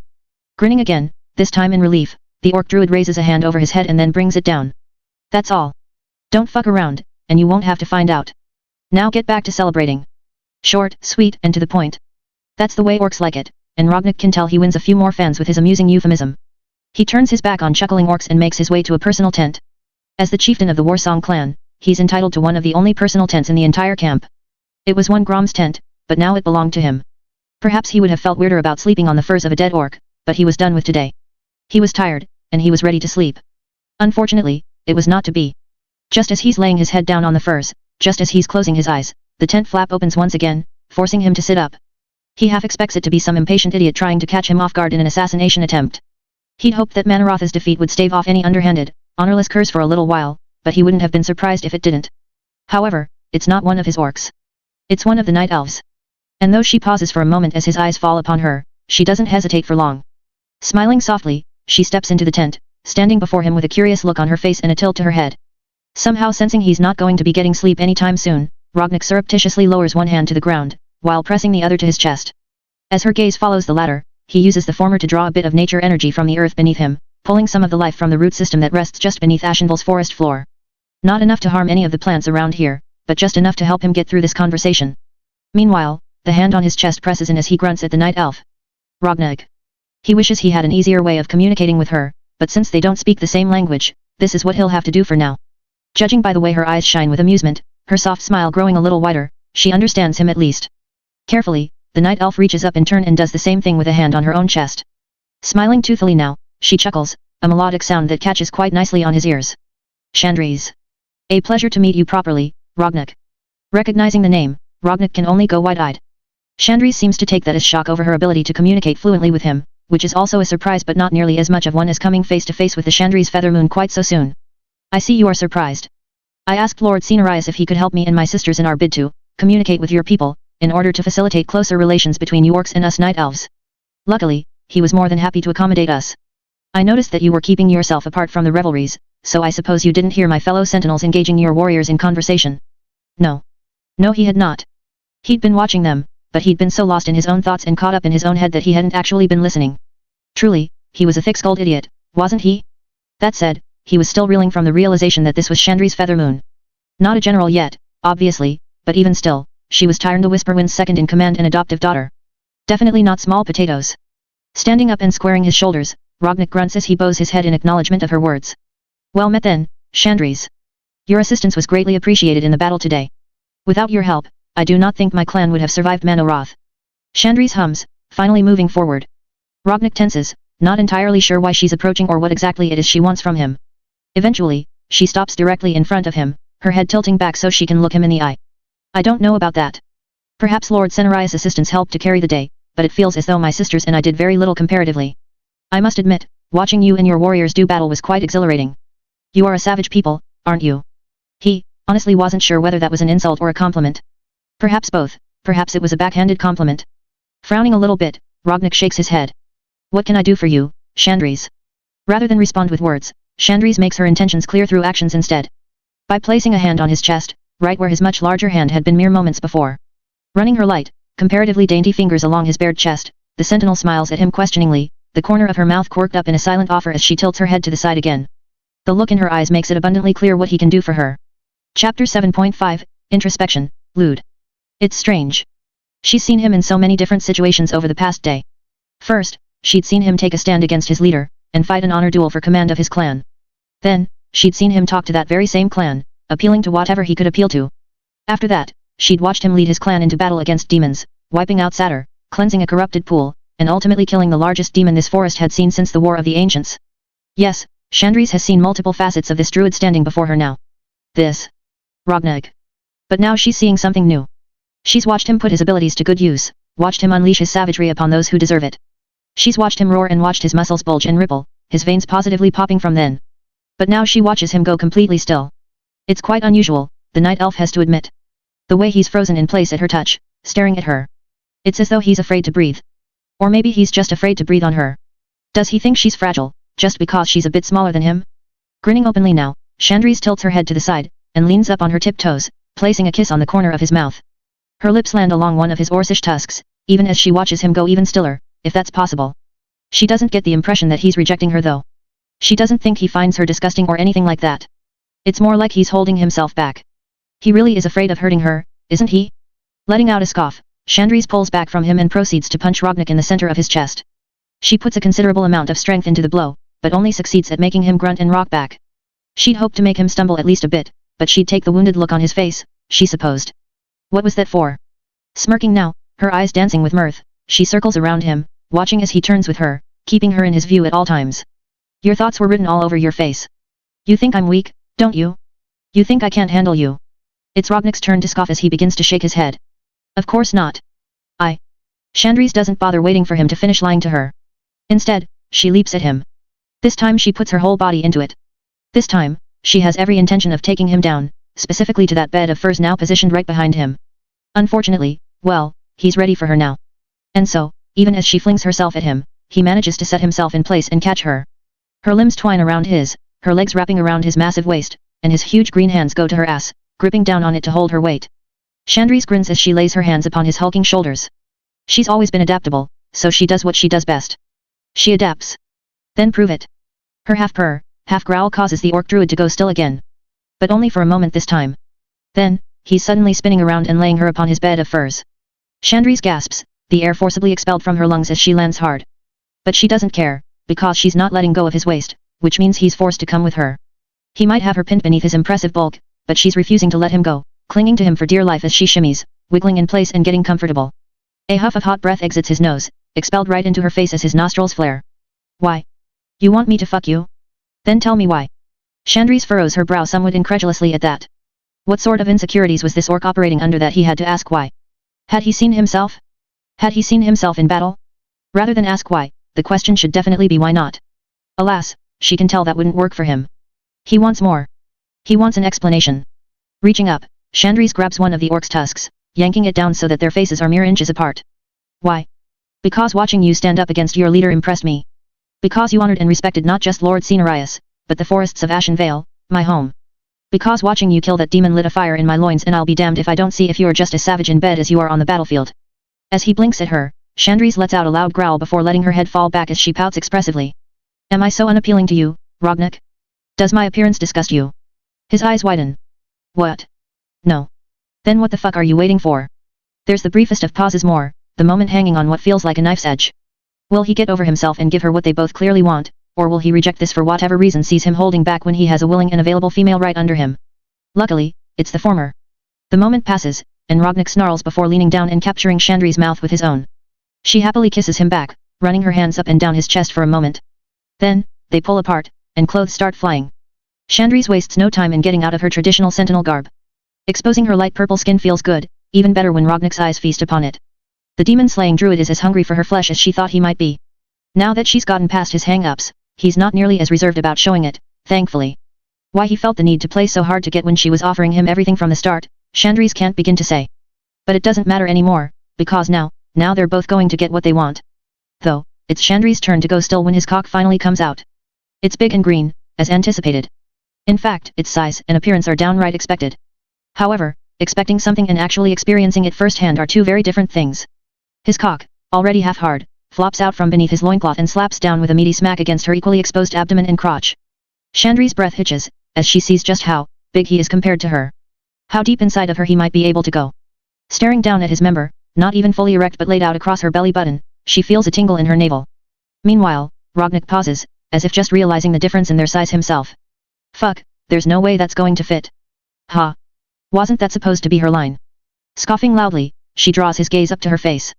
Looking him dead in the eye, Chandris doesn't back down. She refuses to do so, especially now when they've already come this far. It'll fit. Come on. Don't back down on me now. Her appeal to his masculine pride seems to do the trick, though he's still a little hesitant.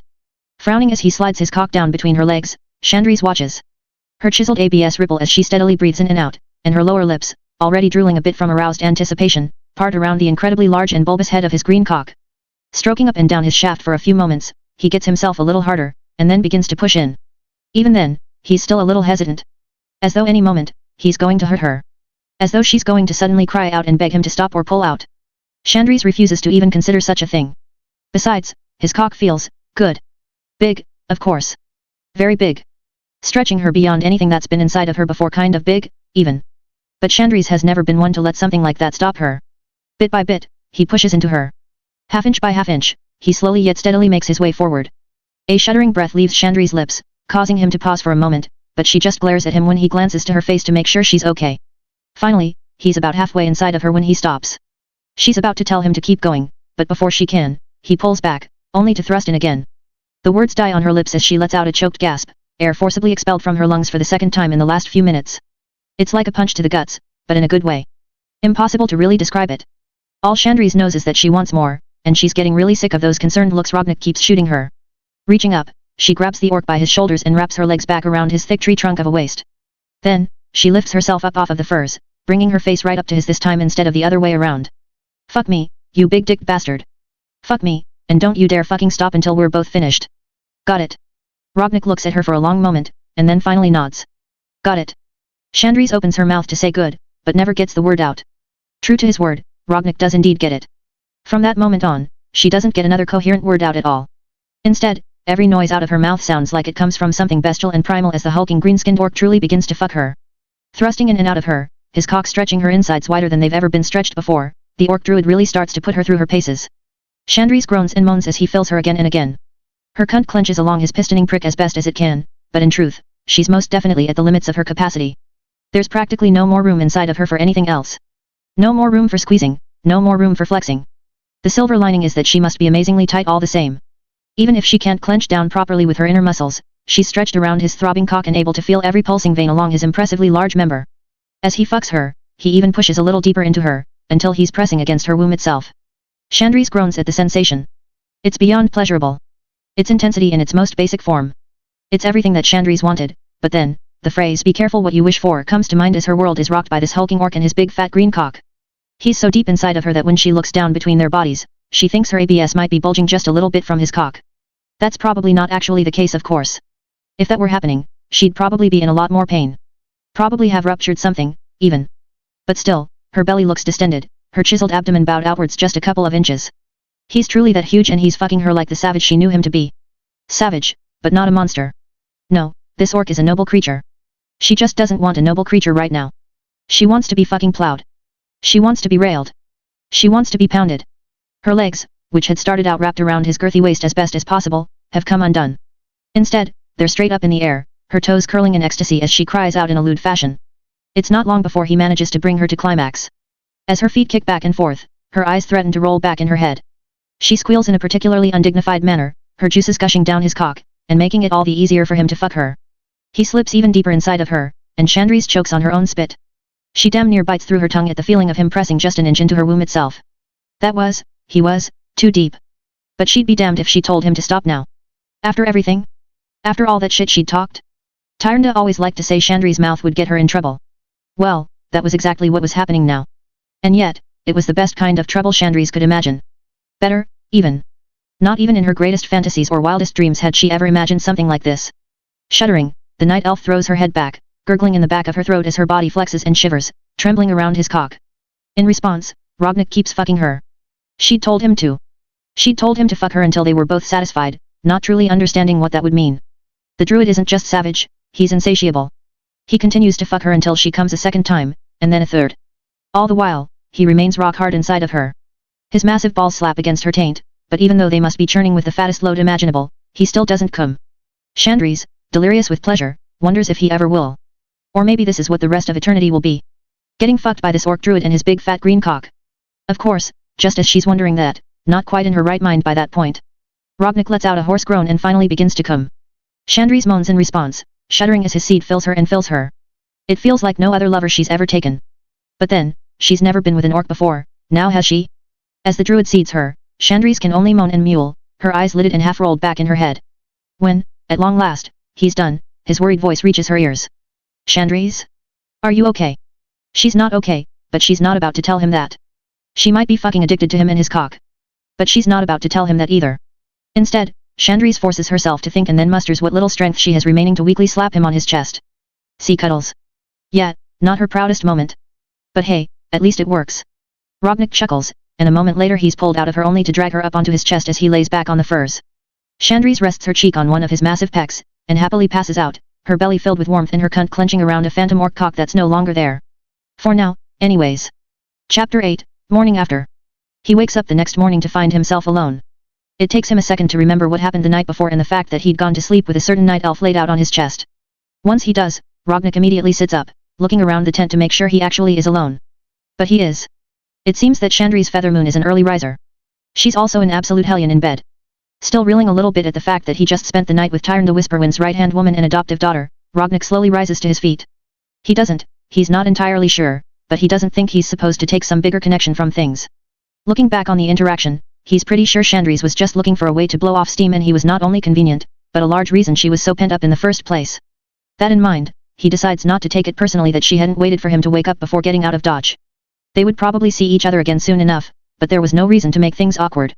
Besides, Rognik had so much else on his plate right now.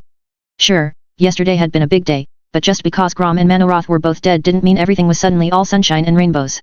No, this wasn't a damn story, and even if it was, Azeroth wasn't the kind of place where the story came to a close with A and they all lived happily ever after. No, when it came to Azeroth, the stories tended to end in one of two ways. Either in death, or with A and they survived, for now. With that in mind, Rognik knew that shit was just ramping up. Manoroth was only the beginning, and while he was tempted to go racing off to try and find and fight Archimonde right this moment, he knew that wouldn't end well for him or the clan if he tried to drag his Warsong warriors into that sort of battle. Manoroth was one thing. Archimonde would require support. He would require a damn army, and even then, it would probably still take the destruction of Nordrassil to make his defeat stick. That meant Thrall had to show up with his new human allies. Though it would at least be fairly different this time. Instead of the orcs and humans being at odds with the Night Elves thanks to Grom's actions, he hoped that his actions had swayed the tide in the other direction. With that in the forefront of his thoughts, Rognik pushes his way out of his tent to see what state Orc-Night Elf relations might be in after a night of festivities and revelry. He'd left Cenarius in charge and he had been allowed to sleep through the entire night, so hopefully there weren't too many fires to put out. What he sees as he gazes out upon the shared camp is acceptable, Rognik decides. There are a couple of Night Elf sentinels and Orc warriors that are showing affection to one another out in the open. Nothing overtly crass, but they've certainly hit it off and maybe in a more permanent, deeper way than he and Chandris had. There are also probably more pairings out of sight if he had to guess, and a few Night Elves and Orcs who, while not engaging with anyone directly, are walking with a certain swagger Rognik decides means they got laid. However, there are also about a half dozen of his Orcs who have been restrained. A couple of them are quite literally melded into the trunk of a tree, while others are rooted to the ground by, well, big and thick roots that restrict their movement and force their arms and legs in every direction. Rognik can tell they've been like that for some hours, as none of them are actually fighting it. Some have even fallen asleep like that. When he meets the eyes of those who are awake, they avert their gazes, shame filling them as they look away. Rognik slowly nods at that, honestly a little satisfied. The fact that none of the tied-up orcs look angry and none of them try to demand he get them released immediately, tells him that they know their actions were shameful and likely fueled by Orcish grog. Likewise, the fact that they're all still alive tells him that none of them got far enough to cause a true incident. He'd left Cenarius in charge, after all.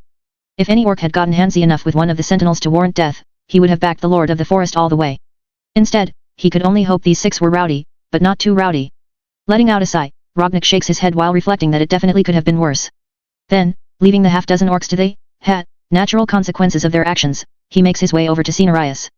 The forest demigod looks down at him curiously, a brow raised as Rognik approaches. Immediately, he can tell that Cenarius knows exactly what he and Chandris got up to last night.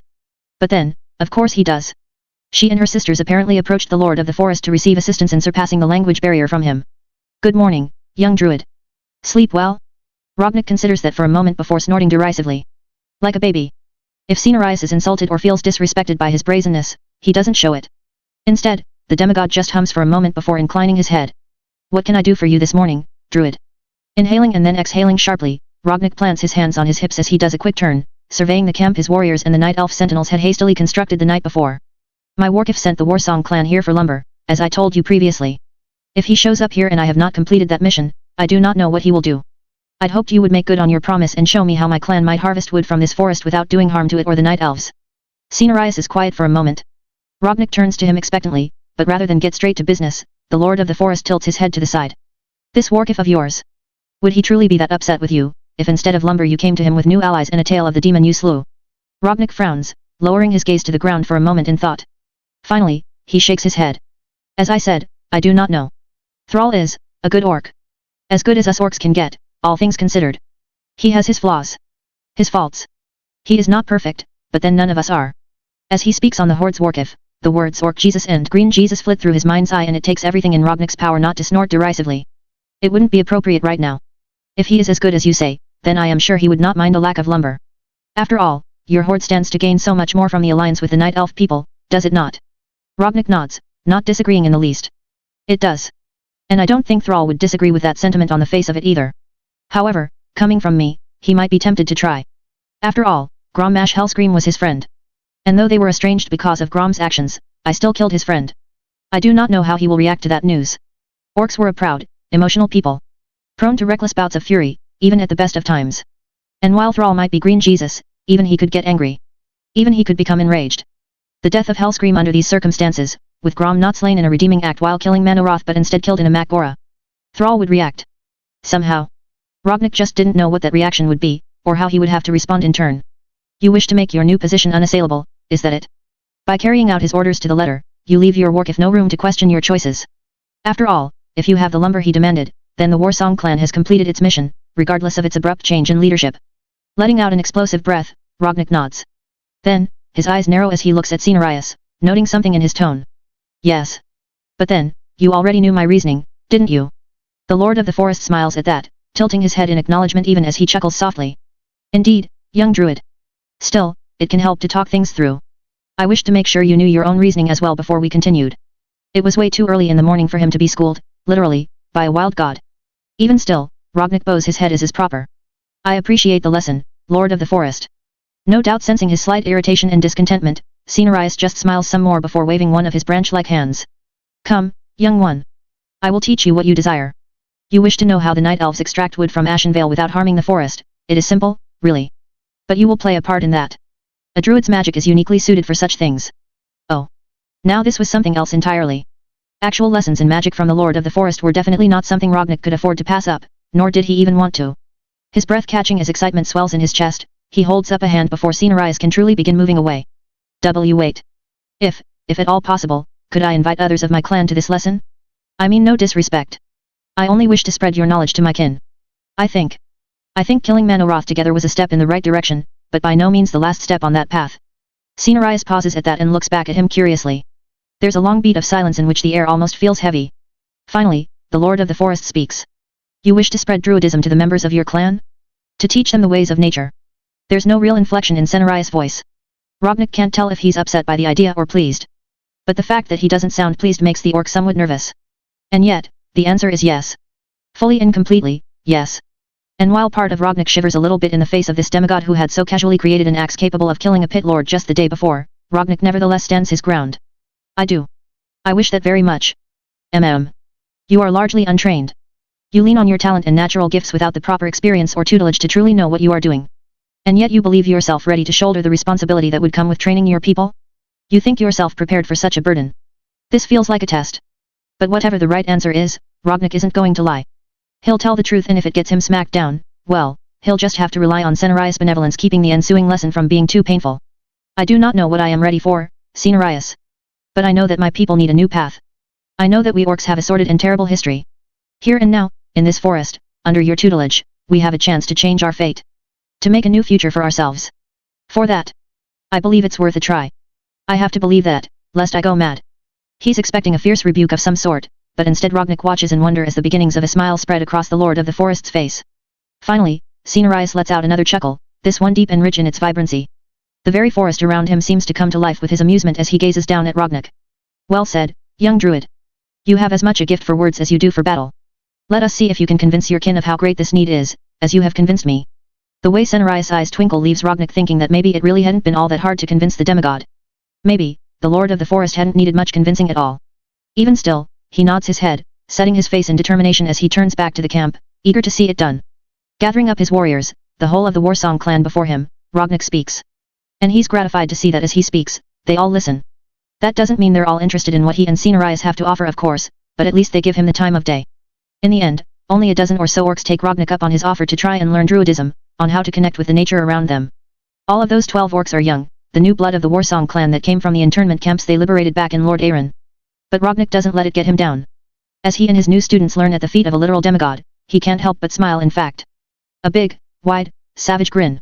As they learn how to use the forest without hurting the forest, extracting wood without killing the tree, and ultimately cultivating a relationship of mutual respect and honor with their surroundings, Rognik's smile stays etched on his face all the while. Cenarius is right about at least one thing. He's never had a teacher before. Everything he's figured out is self-taught, albeit with the help of that second set of memories to let him cheat and seem more of a prodigal talent than he really thinks he is. But with Cenarius himself showing him what he's been doing wrong and what he's been doing right, he's excited. Undeniably so. And with the Warsong clan slowly coming around to his way of thinking, Rognik can't wait to see what the future holds. Well, actually, he knows some of what the future holds. But hey, one thing at a time. Archimonde will keep for now. The next hurdle to overcome will be Thrall. Rognik can only hope that the other orc will be able to see reason when he finally returns from Stone Talon. He'd rather not have to fight another Makgora anytime soon. Killing his own people leaves a bad taste in his mouth, and besides, he really has no desire to lead the entire horde. He has more than enough on his plate as it is. Chapter 9, The Warkif. As they come down from the peak of Stone Talon Mountain, Thrall is at a loss. The horde's young Warkif doesn't know what to think. He'd gone to the Oracle with Cairn because he'd needed answers. It wasn't enough to come to Kalimdor, he needed to know what his next steps were. In the end, the Oracle had turned out to be the very same prophet who had pushed Thrall to lead his people to this new land in the first place. And he'd had the answers Thrall sought. That didn't make them any easier to stomach, however. Finding out that there was a demon invasion coming for not just their new lands, but the entire world? Thrall could barely wrap his head around it. Working with the humans and Lady Jaina Proudmoore was something that he could handle, but it would not be so easy for the rest of his horde. Already there had been incidents between his and Lady Proudmoore's forces. A troll not understanding human common and taking offense, or a human spitting in the face of an orc. It hadn't come to bloodshed just yet, but it was only a matter of time. And yet, the prophet had been very clear. They needed to come together if they were to have even the slightest chance of defeating the Burning Legion. It was their destiny. All of that was a lot to handle by itself, but Thrall was not just some orc. He was Warkif of the Horde and he had stepped up to lead his people one way or another. However, the prophet's final words had haunted him ever since he'd had the misfortune of hearing them. Their next step was to go to Ashen Vale, where the Warsong clan had managed to make allies with the denizens of the forests there and was waiting for their arrival. Thrall had been surprised to hear that Grom had managed to set aside his bloodlust to try his hand at diplomacy at first, only for the prophet to deliver the news that Grom was dead, killed in a Makgora, his position usurped by another member of the Warsong clan. It just didn't make sense. Grom, dead? The last time they had seen each other, the old warrior had caused Thrall no end of problems. He had attacked the humans despite express orders not to and made everything 10 times harder than it had to be. Thrall had had no other choice but to send him away, hoping that having him set up an encampment in the nearby forest would keep Grom occupied until the business at the peak could be finished. Of course, he now knew that had been a mistake. The forest they were now traveling to was not as empty as Thrall had initially believed. Only after the fact had Cairn explained to him that there were creatures in those woods. Immortal beings who the Tauren had long been aware of only tangentially. They were said to be as powerful as they were mysterious, and the Tauren had long kept their distance from those woods. It couldn't possibly be these creatures that the Warsong clan had somehow made allies with, could it? Surely not. Thrall wasn't sure what to believe, but he didn't believe that. In fact, without Grom's leadership, the young Warkif couldn't imagine they would find the Warsong in an altogether stable state, regardless of the prophet's words. The prophet had coached Grom's death in a positive light, acting as though it was a good thing. But while the mysterious prophet had been right about quite a lot, Thrall didn't think he was right about this. He did not know the orcs the way Thrall knew his people. He did not know the Warsong clan as Thrall knew them. Ultimately, Thrall had a strange churning in his gut. Something of a mix between anxiety and a sense of inevitability. When they reach the forest and the Warsong clan, he expects to find that they've fallen to infighting. He can't bring himself to picture a single orc among their number that could not only defeat Grom, but also prove strong enough to keep the clan together after the fact. In the midst of his inner thoughts, Thrall almost doesn't notice Cairn's presence until the Tauren chieftain is right beside him. A hand falls upon his shoulder, causing the orc Warkif to startle as he looks over. You are troubled, young Warkif. The spirits rage around you in turmoil. They sense your grief. Thrall grimaces at that, noticing the way their new ally glances over at them upon hearing Cairn's words. Jaina Proudmoore has been a perfectly reasonable person since they left the prophet's cave. So far, anyways. Whether she would continue to be reasonable, whether any human could ever see orcs as people for long, would be found out soon enough. Regardless, even though he's aware that Lady Proudmoore is listening in, Thrall just sighs, not one for subterfuge or keeping secrets. The one that the prophet spoke of. Grom Mash Hellscream. He was like a brother to me, Cairn. To find out that he's dead, not even by our enemies but by the hands of one of our own, yes, I am grieving. I do not understand his death. I do not understand why a Makgora would even be necessary. Cairn hums at this, letting his eyes drift shut for a moment as he ponders Thrall's words. Such is the Tauren chieftain's nature. He only speaks when it proves necessary. Jaina, meanwhile, takes the opportunity to interject. Makgora, those are your people's version of an honor duel, yes. Thrall starts, a little surprised that she would know such a thing. He looks upon the human mage with fresh eyes, slowly nodding. Indeed. Makgora is one of our oldest customs, dating back to our original home world. It is exactly what you called it, a duel of honor. More often than not, a Makgora is used to decide leadership when all else has failed. Then, he peers closely at her. I am surprised you knew even that much, Lady Proudmoore. Where did you hear about Makgora? Jaina blinks, and then looks away, seeming a little sheepish. During my apprenticeship in Dalaran, the orcs were one of my fields of study. It all started when my master, Archmage Antonidas, had me do a paper on the lethargy of the orcs that were sequestered in the internment camps, to find out if it was magical in nature or not. That paper was actually what got me a proper apprenticeship under the Archmage, and I suppose it piqued my curiosity for Orcish culture. There isn't much in the way of books regarding your people and your customs, but what there was, I devoured quite eagerly.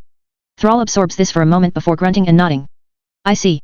It made sense that she would be a little ashamed of where her knowledge came from. Thrall had grown up a slave. He knew the condition of the humans' internment camps firsthand. Still, he would not fault her for wanting to learn more about his people. If the other humans had had their way and succeeded in their slow genocide of his people, then those like Lady Proudmoore would have been the only ones to remember them after they were gone. Before he can express such a sentiment, however, Cairn speaks up again. You blame yourself, Warkif. For the Makgora. Why is that? Of course. Trust Cairn to see right to the heart of the matter. Thrall grimaces once more, his face twisting up even harder this time as he lets out a low growl. Because it more than likely is my fault. Hell's scream. I sent him away. He disobeyed my orders and attacked Lady Proudmoore's forces, and I could not trust him to continue on with me to the peak. I did what I had to do by sending him to the forest. And yet, it was probably my rejection of his actions that led to the challenge. I weakened his position in the eyes of his clan. I dealt the blow to his reputation that no doubt resulted in the Makgora being called. Cairn hums at this, taking in Thrall's words just as he did before. Jaina, meanwhile, looks somewhat pitying though she wisely holds her tongue.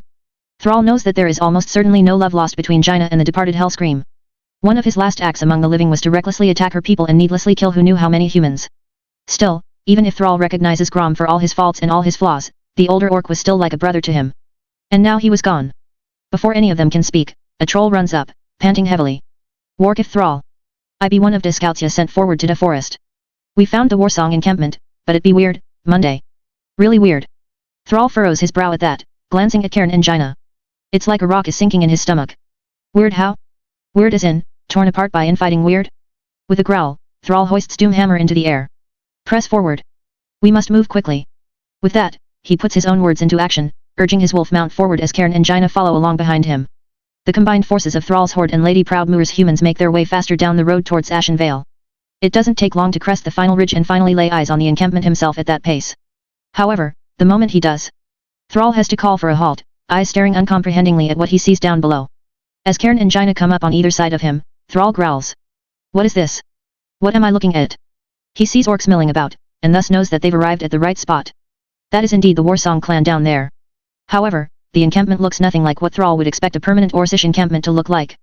There are no walls and the buildings, while large and structurally sound, don't look like Orcish buildings. There is a strange fluid nature to all of them, as though they were grown as they are, straight from the earth. In fact, as Thrall's eyes sweep across the encampment, he sees a few incredibly large trees have been turned into further structures. But rather than be carved open by woodcutters' axes, they almost look as though they've been encouraged to open themselves, the bark and trunk expanding outwards before hollowing out. But the strangest thing of all that Thrall sees is the knife-eared warrior women moving about down below right alongside orc grunts. There aren't nearly as many of them as there are orcs, but that just makes the handful that are down there stand out all the more. As well, they are smiling and laughing and talking with the orcs of the Warsong clan, the allies that the prophet said the clan had managed to make. Thrall, those are night elf sentinels. Cairn sounds almost as bewildered as Thrall feels. Indeed, the Tauren chieftain sounds shocked. Jaina hums and asks the question Thrall himself is about to ask. Night elf sentinels? What are those exactly? They are the keepers of these woods. They are the immortal beings I told the Warkif about. The majority of them have been alive for over 10,000 years, honing and training their skills all that time. Jaina's eyes widen in shock at this information, even as Thrall's nostrils flare. He doesn't, looking down at the encampment, he can see absolutely nothing wrong with it. It far exceeds even his wildest expectations in fact. And yet, it does not have Grom in it. Hellscream is still dead. And Thrall is having a hard time reconciling the death of his adoptive brother with this success. Growling, Thrall begins moving forward again. Let us see what the Warsong clan has gotten up to in my absence. As their procession begins to approach the camp, the orcs and their night elf friends finally start to notice them. There's some shock among the Warsong clan at the sight of Jaina and her humans, but when they see Thrall and his horde alongside them, they relax a bit. Not entirely of course, they're still very much tense as they stare at the humans. Thrall, meanwhile, has no time nor patience for dealing with their animosity. He growls and lets out a loud roar. Warsong clan! Where is your chieftain? I would have words with him. There's some shuffling about at that. The sort of shuffling Thrall would expect from a bunch of orcs who thought he didn't yet know that Hellscream was dead. No one wants to be the one to give him the bad news it would seem. Until finally. I am here, Warkif. Welcome to our camp. Welcome to Ashen Vale Forest.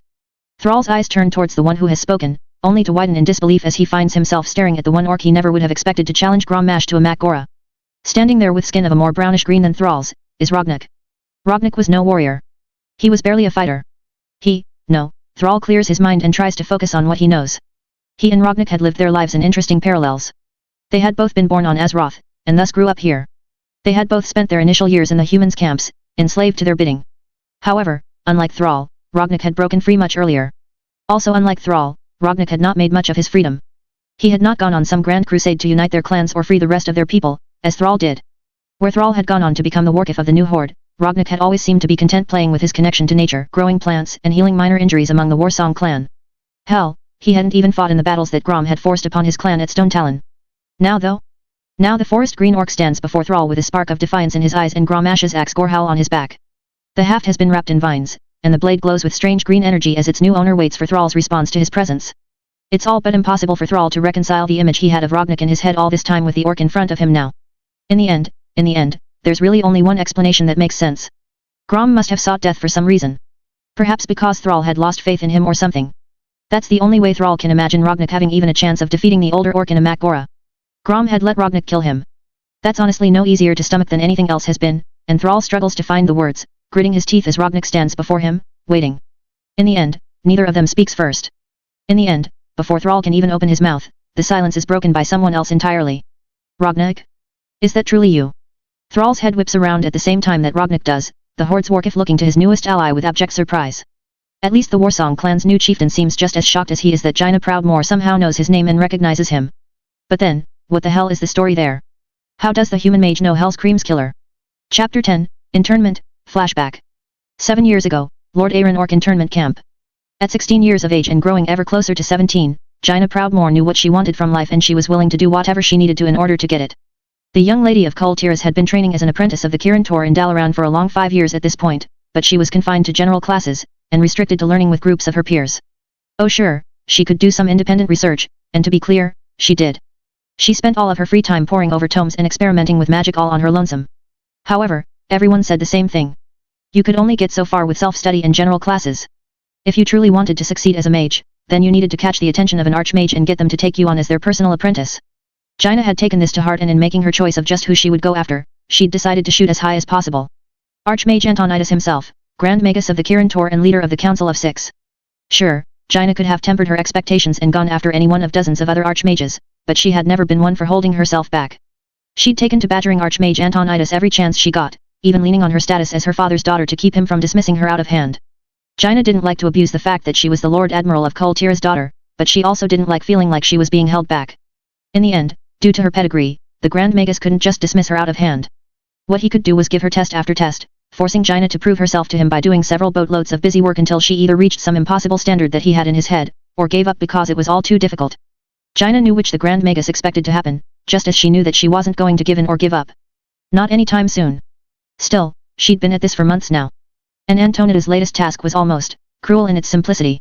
The leader of the Kirin Tor had tasked Jaina with a trip to the Orc internment camps, telling her that he wanted her to do a paper on the causes behind Orcish lethargy. She was to look into exactly why the orcs found in the internment camps had become so docile and formulate her own theories to why such a savage and warlike race had just gone willingly into captivity these past 13 years. Admittedly, it was an interesting question. At the same time, Jaina knew that Antonidas knew who she was. She knew that he knew her brother Derek Proudmoore had been slain by orcs. She didn't think that the Grand Magus had any way of knowing Jaina's personal feelings towards the Greenskins, so she could only imagine he'd resorted to this particular test in the hopes that she would refuse and he would finally have reason to reject her requests for one-on-one apprenticeship.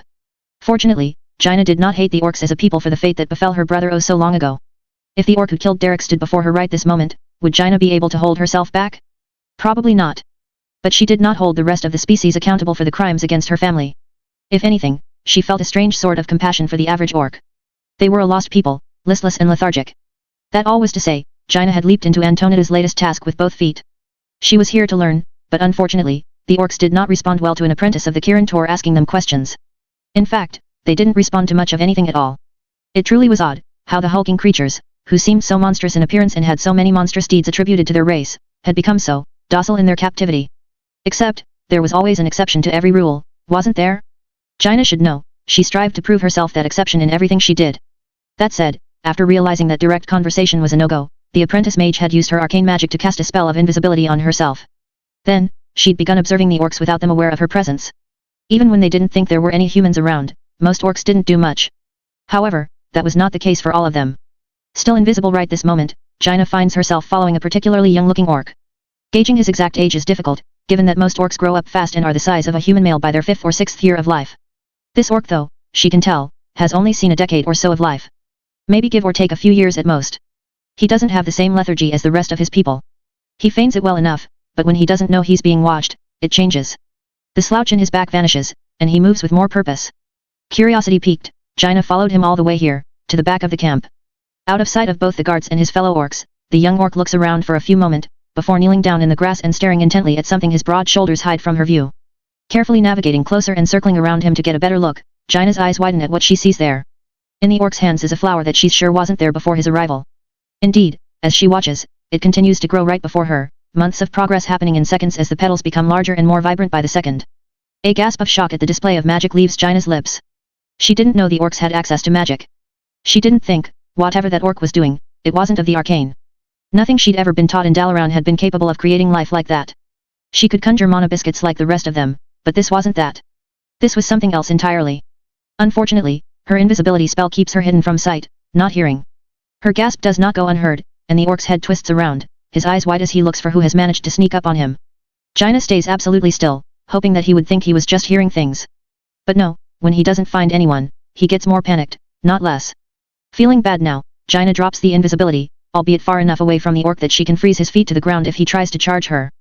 Sorry. Sorry, I didn't mean to disturb you or spy on you. The orc tenses, like he just might attack, but then leans back, staring at her cautiously, but not as aggressively as Jaina expected. Glancing down to the flower he's left behind, she bites her lower lip. That's a beautiful thing you've created. Stiffening, the orc's eyes flick to the flower as well, before he shakes his large head. Don't know what you are talking about. Was already there. He's fairly good at common. She knows that most orcs understand the common tongue by this point, but she also knows plenty of them never learn to speak it. They just don't care enough to. This one though, he's fluent, for all that his voice is gravelly and rough, either because he's an orc or possibly from disuse. Smiling sympathetically, Jaina decides not to immediately burst his bubble. Instead, she places a hand on her chest and introduces herself. I'm Jaina, of the Kirin Tor. It's a pleasure to meet you. She trails off, lifting that same hand towards him as a peace offering, asking for his name. She knows most humans wouldn't bother learning an orc's name. She doesn't even blame them really. But she's not like that. Just like he's not like most orcs. He looks suspiciously at her for a moment before grumbling. Rognag. My name is Rognag. It's a decidedly Orcish name, but then what did Jaina expect? Then again, he's young. Maybe even born on Azeroth? He could very well have a human name, she doesn't know. But no. Rognag. Smiling, Jaina bows slightly, though she's careful never to take her eyes off of the orc. Well met, Rognag. I have a confession to make, I'm afraid. I watched you grow that flower. I know what you can do. I was wondering, have you always been able to do such things? Rognag's nostrils flare at that, his eyes once again flicking between the flower and Jaina. He's incredibly guarded, but then that's fair, she supposes. He shuffles from foot to foot, seemingly unwilling to answer her. His recalcitrance takes her aback for all of a moment before she tries putting herself in his shoes and realizes how this all looks. Which then forces her to re-examine her own desires and what exactly she was hoping to get from this conversation. The orc in front of her, this Rognag, was the key to her success. If she brought him before Archmage Antonidas, Jaina was confident her apprenticeship would be secured. Everything she sought was in her grasp. An orc with the magic to influence the nature around him would be a fascinating subject of study for any number of archmages back in Dalaran. Even the Grand Magus would want to know more. And yet, what sort of life would that be for Rognag, exactly?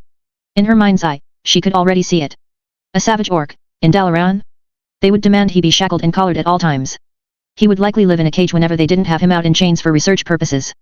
That was no life for a living being. And Jaina didn't want the position as Antonida's apprentice so badly that she was willing to trot all over an innocent being to get it. Innocent. Would Derek be rolling in his grave if he knew Jaina had used such a word to describe an orc, even in the privacy of her own thoughts? Certainly her father would shout at her if she ever uttered such a belief in his presence. And yet, it was how Jaina felt. And she wouldn't change that for anyone or anything in the world. Rognag. I'm not going to tell anyone about you or what you can do, okay? When Jaina finally breaks the silence, Rognag startles, the young orc looking at her with narrowed eyes.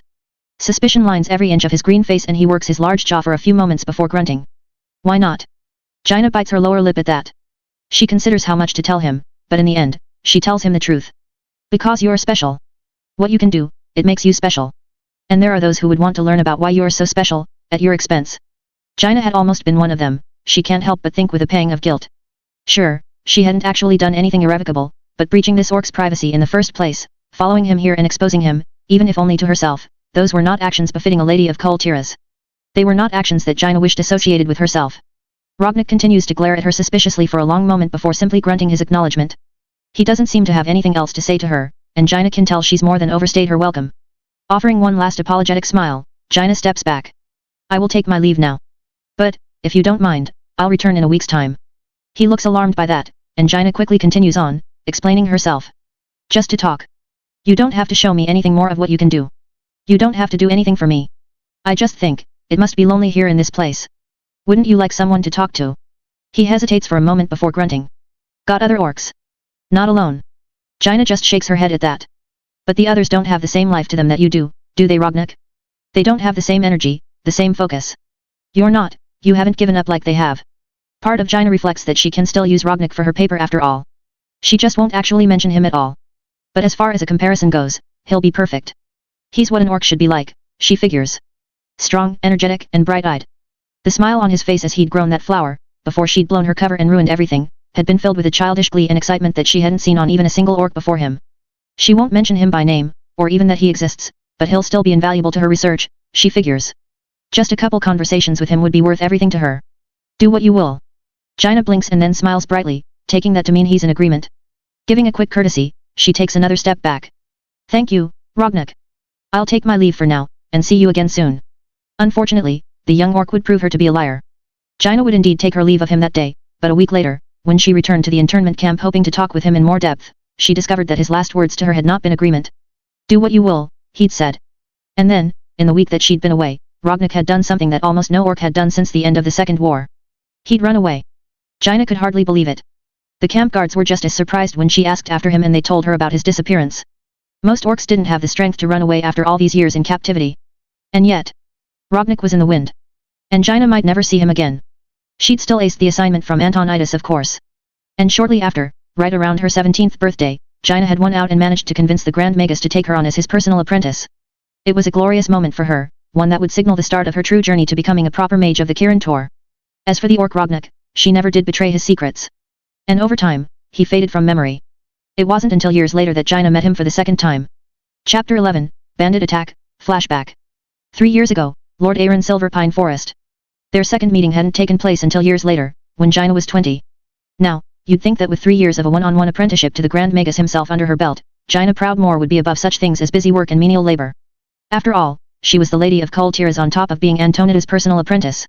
Alas, there were rules in place to keep from letting blatant favoritism through.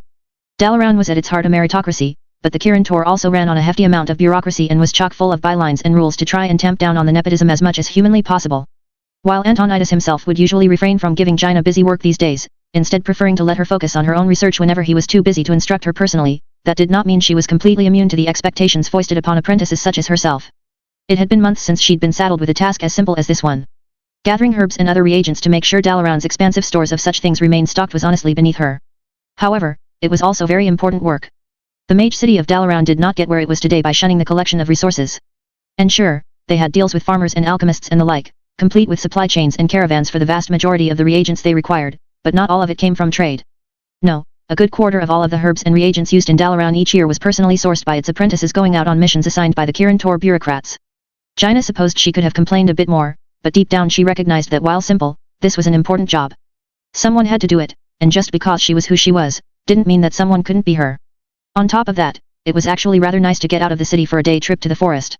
Sure, she had to go around picking flowers and collecting certain mushrooms and whatnot, but even still, it really was a nice day, with the sun shining high overhead and the birds chirping in the trees. Silverpine Forest was lovely this time of year, and Jaina could well acknowledge the value of a chance to clear her head and let her focus wander for a few hours.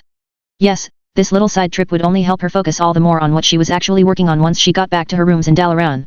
Indeed, she could already picture a half-dozen different ways to tackle the research she'd been in the middle of when she'd been called away on this mission. She would. The sudden twang of a crossbow is the only warning Jaina gets before the bolt slams into her hand, knocking her staff free of her grasp. Luckily, she's wearing gloves enchanted for the purposes of handling dangerous and toxic reagents, meaning that they have a level of protection that doesn't allow the bolt to pierce the leather. A cry leaves the startled apprentice mage's lips, her eyes widening as she all but squawks in shock and surprise.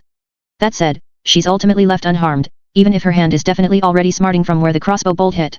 However, that doesn't stop Jaina's staff from going flying, her eyes widening as she reaches for it futilely. But it's already rolled a few feet away, and the ratcheting of another half-dozen crossbows makes her tense up, not daring to take a step towards it. Instead, she slowly lifts her hands, narrowing her eyes as she turns in place to find herself all but surrounded. Ha! Told ya I could hit the staff without hitting the girl. Didn't I tell ya, boss? The shooter who knocked her staff away crows his victory, but Jaina cannot take advantage of his lack of attention. Not when several of his fellows, both armed with crossbows and not, are watching her like hawks, just waiting for her to make the wrong move. Such as trying to cast a spell. Meanwhile, one of the brigands chuckles darkly and slaps a hand on the shooter's shoulder. That you did, man. That you did. Well shot. His voice is a little richer and deeper, and definitely slightly more cultured than the others was. Immediately, Jaina categorizes him as a minor noble, likely disgraced. Though she can't say for sure. He and his fellows are all wearing masks, hiding their true identities from her. Bandits one and all, though whether they're known as bandits or not is something else entirely. Lady Proudmoore. Apologies for the rough introduction, but we all know a mage is all the more dangerous with a staff. I and my compatriots were only looking after our own health, you see. Please do keep those hands where we can see them. No funny business now, and my comrades won't be forced to pepper you with bolts. Jaina's eyes narrow at that. She learned several things from just that short little monologue. Number 1, he knows exactly who she is. This isn't some crime of opportunity, more than likely. This was a planned attack. They were out here in these woods, not just looking for an easy target, but looking for her. Number 2, the way the first shooter had spoken, it sounded as though there'd been an argument regarding his skill with the crossbow. Whether he could or could not hit only her staff and not her with his bolt would have ultimately been a moot point, if they didn't care whether she lived or not. The fact that they'd wanted her disarmed and not bleeding out from a bolt to the back meant they wanted her alive. And number 3, the brigand's leader, whoever he was, loved the sound of his own voice far too much. Jaina could only hope she could get out of this situation before she ended up a truly captive audience to his jovial friendly bandit attitude. There was no such thing as a friendly bandit, not truly. She hated the type who tried to act like everything could be completely peaceful and even fun, so long as everyone did as they said. Mind racing, trying to buy time, Jaina scoffs as she summons as much bravado as she possibly can. Her eyes flash and she looks around the clearing at her assailants before finally staring directly at the leader. Pepper me with bolts? And ruin your big payday? I think not. The call-out has its intended effect. Several of the bandits openly glare at her, while the leader's jovial attitude becomes decidedly more wooden. Ah. Clever, Lady Proudmoore. Very clever.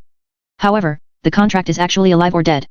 Sure, dead pays less, but we're in too deep to back out now, aren't we? If you wish to die spiting us, feel free, but I think you'd rather live, wouldn't you? Jaina's eyes narrow, and her lips thin out. Damn. So whoever wanted her would be happy with her corpse as well. She wondered just who it could be. Unfortunately, she didn't see a path forward that granted her the opportunity to interrogate these cretins. She might have a chance to escape though still. A plan was beginning to form in her mind's eye. They had her dead to rights and any apprentice mage would be hard-pressed to do anything in a situation as dire as this one. But Jaina wasn't just an apprentice of the Kirin Tor. She was the Grand Magus apprentice as well, and besides that, she hadn't slacked off in her training.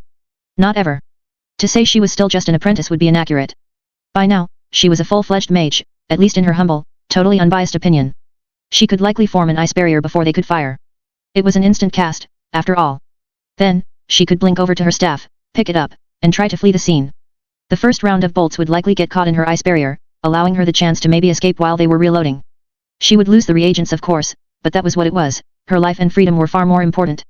Taking her silence and inaction as compliance, the bandit leader reaches behind himself and pulls out what Jaina immediately recognizes as a pair of magical shackles, ones designed to completely restrict a spellcaster from using any magic while they were on.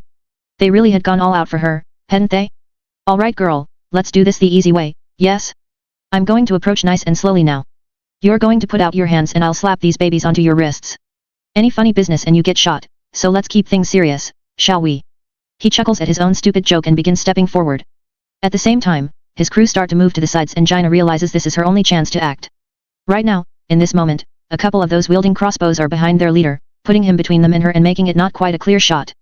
But in just a second, they'll have moved back into position and have a proper line of sight on her. If not now, then when? Jaina starts to gather frost magic, and time almost seems to slow down as she sees the bandit leader's eyes begin to widen at the realization of what she's doing. However, just as the ice barrier is going up and the bandits are readying their shots, there's a shout from the back line. What they? Suddenly surging out of the earth from behind them like some sort of tidal wave are, roots. Jaina's jaw drops open as the earth itself seems to open up, producing massive tree roots from the nearby pines that surround the clearing. These roots seem to almost have a mind of their own as they lunge out of the earth and wrap around the bandits, dragging them down to the ground, and into it too.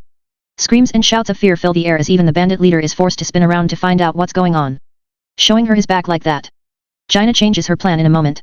With her ice barrier up and protecting her, she gathers her magic into her hands and casts slow on the man in front of her, watching with pleasure as his movement is reduced to a crawl in a heartbeat.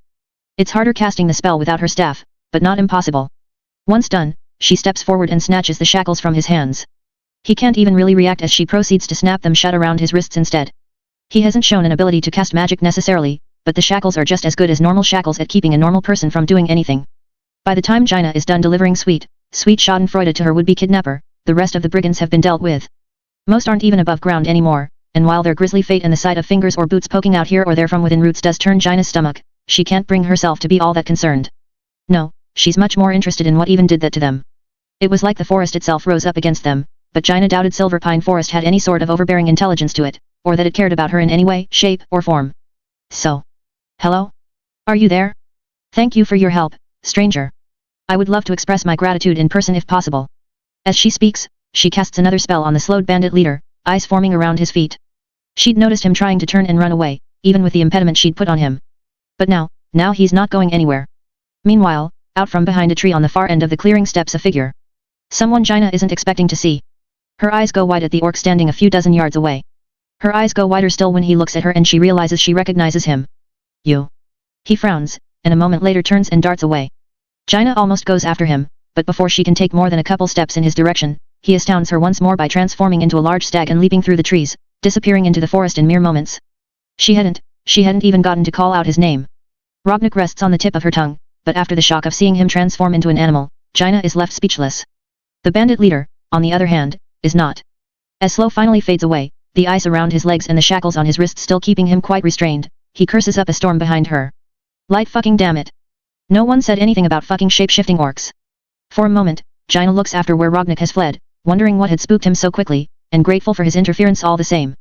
She'd had her own escape plan, and it probably would have even worked, but he hadn't known that. He'd gone out of his way to help her. And now he was gone again. Frowning, eyes blazing, Jaina turns back to her would-be kidnapper and stomps over to him, picking up her staff along the way. Standing before him with her staff glowing dangerously and an imperious look in her eyes, Jaina growls. And what did your would-be employers say? What did they look like? What were their names? I'm very curious to hear more, brigand. Eyes wide, the bandit leader swallows thickly, suddenly so much quieter, now that the tables were turned on him. In the days that followed, Jaina found herself very busy indeed in dealing with the kidnapping attempt on her. It would be weeks before she could return to Silverpine to search for Rognak, and by then the trail was long cold. Eventually, she was forced to return to her studies under Archmage Antonidas, and once again put the strange orc and his weird powers out of her head. Years later, the prophet would come to the Grand Magus, and Jaina would join Arthas on his journey to try and save Lord Aaron. From there, one thing would lead to another and Jaina would have a lot more on her mind than one single strange orc. Until now, that is. Back in the present, Jaina Proudmoore stands beside her new ally, the Warkif of a new horde. And she stares at who is apparently the chieftain of the Warsong clan now. Rognak in the flesh, staring back at her seemingly just as surprised. He recognizes her, she can see that much, but he seems shocked that she recognizes him. That she remembers him. Well, if he didn't want to be remembered, then he shouldn't have left such an impression on her. At least this time she didn't think he would resort to transforming into an animal to get away from her. Maybe she could finally get some of her questions answered. Chapter 12, The Warkif PT2. Staring at Jaina Proudmoore, Rognak finds himself at a loss for words. He knew who she was, of course. Though during their first meeting, he hadn't fully understood. His other set of memories had still been rather muddled back then, and while something about her had caught his attention, he hadn't truly understood what until much later. However, he had recognized that she represented danger at the time. Dressed in the robes of the Kirin Tor, talking about how special he was and making promises that he'd been sure she wouldn't keep, Jaina had terrified him during and after their first meeting. In the end, he'd had no choice but to flee the internment camp in the wake of her departure. It had seemed obvious to him at the time that she was lying to keep him placated and docile. He'd been so certain that she would return with an entire squad of human soldiers to take him into custody that he'd run away that very same night. In hindsight, knowing what he did now about her, given what he remembered of her from the other world, Rognak no longer believed Jaina was lying. Perhaps she had been, but knowing her strength of character, he thinks she might have actually been telling the truth. Still, if he could go back and do it over again, he wouldn't have. Fleeing the camp in order to get away from the apprentice mage had ultimately led him right into the Warsong clan's arms and put him on the trajectory to where he was today. Demon Slayer and chieftain of the Warsong clan. The second meeting, however, had been completely by coincidence, and his own instincts acting against him. He'd heard a woman cry out and it had caused him to go running in that direction. He hadn't known at the time that it was Jaina Proudmoore, of course. At first all he'd seen was a bunch of masked bandits menacing a woman with crossbows and other weapons. So he'd acted, and in doing so he'd dealt with the bandits in a most decisive manner. He might not have liked killing as much as the average orc did, but he wasn't a pacifist or anything like that. Nature was just as savage and unforgiving as civilization at the end of the day, and Rognak had embodied those aspects of nature as much as he'd embodied life and renewal. Those bandits hadn't been deserving of the life they'd been given. So he'd taken it from them. By burying them beneath the earth, their bodies would be used as fertilizer to create something better, something more beautiful. Of course, that was his thinking at the time anyways. If he'd known then what he knows now, Rognak might have tried to burn them. As it is, they're likely to be raised as undead with the rest of Lordran's dead by this point. Regardless, when he'd realized who he'd saved and seen how she so easily handled the bandit leader with just a couple of spells, Rognak had quickly realized that not only did Jaina not need his help, but she somehow recognized and remembered him, which couldn't possibly be a good thing, or so he'd figured at the time. In the end, he'd run away as fast as he possibly could, transforming into a stag to escape the scene before she could turn that prodigious magical talent of hers onto him. Now here they were, and unfortunately he couldn't very well run away this time. Even if he might have wanted to. Looking back and forth between the two of them, Thrall's eyes narrow and he looks every bit the Horde's Warkif in this moment. You two know each other. The suspicion in his voice is heavy, but then it's also rather fair, Rognak supposes. After all, until just a short while ago, the Horde and Jaina's refugees had been enemies. For her to recognize and name him on sight made it seem as though Rognak was spying for Lady Proudmoore or something. Luckily, the truth would set him free. No better than you do, I imagine, Warkif. Our paths crossed a couple times back in Lord Aaron. That's it. Honest, factual truth. Nothing to hide. Nothing to see here. Thrall peers at Rognak, clearly looking for a hint of deception, but Rognak stares right back, standing tall with his jaw set. Luckily for him, Jaina coughs a bit and finally backs him up. It would seem the human mage sees what her familiarity with him looks like, because she's quick to set the record straight. Oh. Yes, apologies. What Rognak says is true. I've met him twice and both times our conversations were short to the point of non-existent. All I know is his name, and he mine. Glancing at Jaina, Thrall hums for a moment, before the tension in his shoulders eases up ever so slightly. Seriously? The Warkif was more inclined to listen to his former enemy than Rognak. The Orc Druid tried not to take it too personally, but he couldn't quite help but cross his arms over his chest, feeling more than a little defensive. He'd known he'd be in for a grilling when Thrall finally came down from Stone Talon, but Jaina's presence and recognition had somewhat thrown him off his game. He'd been prepared for Thrall. He hadn't been prepared for her. It would seem Thrall was of a similar school of thought, because after another moment and one final glance between the two of them, he grunts. Chieftain Rognak. I would speak with you privately about what has happened in my absence. Despite Rognak's immense successes, Thrall still manages to sound grave and make it seem like he's been met with nothing but failure since becoming chieftain. It takes every fiber of the druid's being not to snort derisively and instead keep a respectful tongue as he nods sharply. Of course, Warkif. With that, the two of them leave Jaina and Cairn behind, with Rognak leading Thrall deeper into the encampment, to his personal home. Built into a large tree, Rognak is rather proud of the small domicile he's made for himself. He'd done every last bit of the nature magic to influence the tree's growth after all. He notices the way Thrall looks around them in disguised wonder, before focusing on the matter at hand. I know about the Makgora. Tell me why it happened. Why did you decide to challenge Grommash Hellscream? With Jaina no longer there muddling the waters, Rognak was on much sturdier ground now. This conversation he was more prepared for, even if he'd been dreading it all the same. He left me no choice. Ask any member of the Warsong clan and they'll tell you that I tried to talk him down first. I didn't want to challenge him. I wanted him to see reason on his own and keep from making the same mistake that saw you exiling him to Ashenvale in the first place. Thrall stiffens at that, growling slightly. It's clear that the Horde's Warkif does not like having his choices thrown back in his face. Before Rognak ever challenged Grom to Makgora, Thrall started the chain of events by sending him away in the first place. I did not exile Grom. I sent him to this forest to procure lumber for the Horde, lumber that we had sore need of. It was an important mission that I could entrust to no other. Rognak resists the urge to scoff derisively. They might be the same age, but Thrall is Warkif and he is only a clan chieftain. He has no desire to supplant the current Warkif either. He has enough on his hands as it is with just the Warsong clan. However, he won't let Thrall try and strip him of his title either.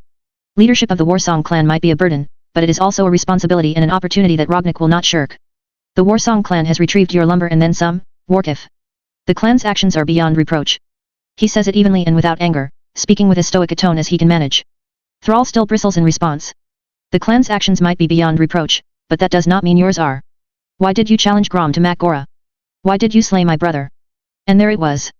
Rognak lets Thrall realize his own folly, watching as the Warkif pulls himself back after a moment, reining in his anger. Almost any other orc might have held onto it, even stoked the fires of his rage, but Thrall wasn't like most orcs. It was part of the reason Rognak was happy to leave him in charge of the Horde. As I said, he left me no choice. You've come down from Stone Talon with the humans as your allies despite Grom's actions. But if I had let him have his way here in Ashenvale, then he would have made you different, even stronger enemies. He also would have fallen back under the control of demons. Thrall goes abruptly still at that, looking caught between shocked and enraged.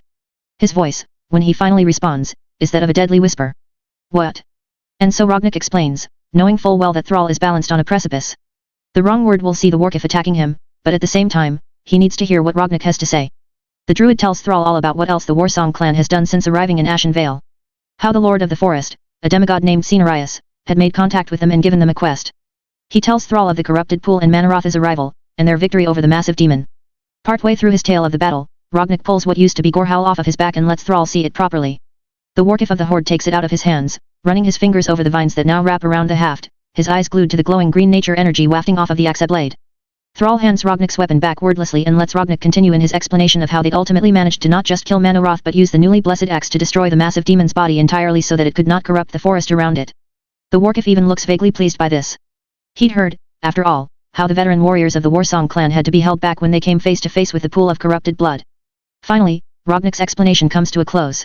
Of course, Thrall takes umbrage with one thing in particular. You cannot know for certain that Grom would have succumbed to the temptation of the demon's blood. He hated the demons for what they did to our people. More than anyone. Shaking his head, Rognak sighs. No one ever told you, did they? Thrall, the demons didn't just enslave our people back on Draenor. Ask any of the veterans. Demand the answer from anyone who was there if need be. They'll tell you the truth. The orcs willingly sold their souls to the demons. The first time they drank the blood, they did it of their own volition. Thrall rears back as if struck at that, the horde's Warkif as appalled as Rognik feels. He opens his mouth, clearly wanting to deny it, but in the end, his teeth click shut and he grinds them for a moment. But Grom. You knew Grom mash hell scream as a peer and a brother. But even you saw the recklessness he barely held at bay, Warkif. It was why you sent him to Ashenvale in the first place, exile or no. I'm not saying you made the wrong decision in sending us away so that there would be no further bloodshed between the humans and the horde. But in doing so, you set Hellscream on a path of further bloodshed with another species entirely. Rognik looks down at his hands for a moment. He's made his peace with what he had to do, but part of him will always regret that Grom had to die so Cenarius and so many others could live. I've told you twice now and I shall tell you a third time. I tried to get him to see that there was another way. And when he refused in that stubborn way of his, I was forced to act. Silence falls and for a moment Rognik just waits. When Thrall doesn't immediately speak up again, he finally lifts his head to see the Warkif looking off into the distance. It's clear from the expression on his face that Thrall doesn't want to hear all of this. He doesn't want to hear that Grommash couldn't be talked down, even if he knows it's true. The Hellscream obeying his Warkif's orders and taking his clan to cut down some trees was one thing. But listening to some whelp from within his clan trying to tell him what to do, there was no way Grom was going to do that. Not in a million years. Rognik had accepted that fact. Now, Thrall was having to work through the same acceptance and realization. The proof of Rognik's words can be seen all around them. He's made an alliance with the Night Elves. He's killed a demon who sought to re-enslave their people. He's struck a bargain with a forest demigod. But at the same time, he's also killed the orc that Thrall called brother. The orc that helped Thrall free their people back in Lord Aaron, and then helped Thrall get their new horde across the sea. Finally, Thrall grunts and seems to almost shake himself. In the end, he decides that a change in subject is apparently for the better here. How did you manage to construct an encampment like this in such a short period of time? How did you manage to turn this tree into a home without carving away at it? Waving a hand around them, Thrall lets a note of wonder creep into his voice. The horde's Warkif frowns and tilts his head to the side. Do the elements whisper to you as they do me, Rognik? Have you taken up our people's ancient practice of shamanism, as I have?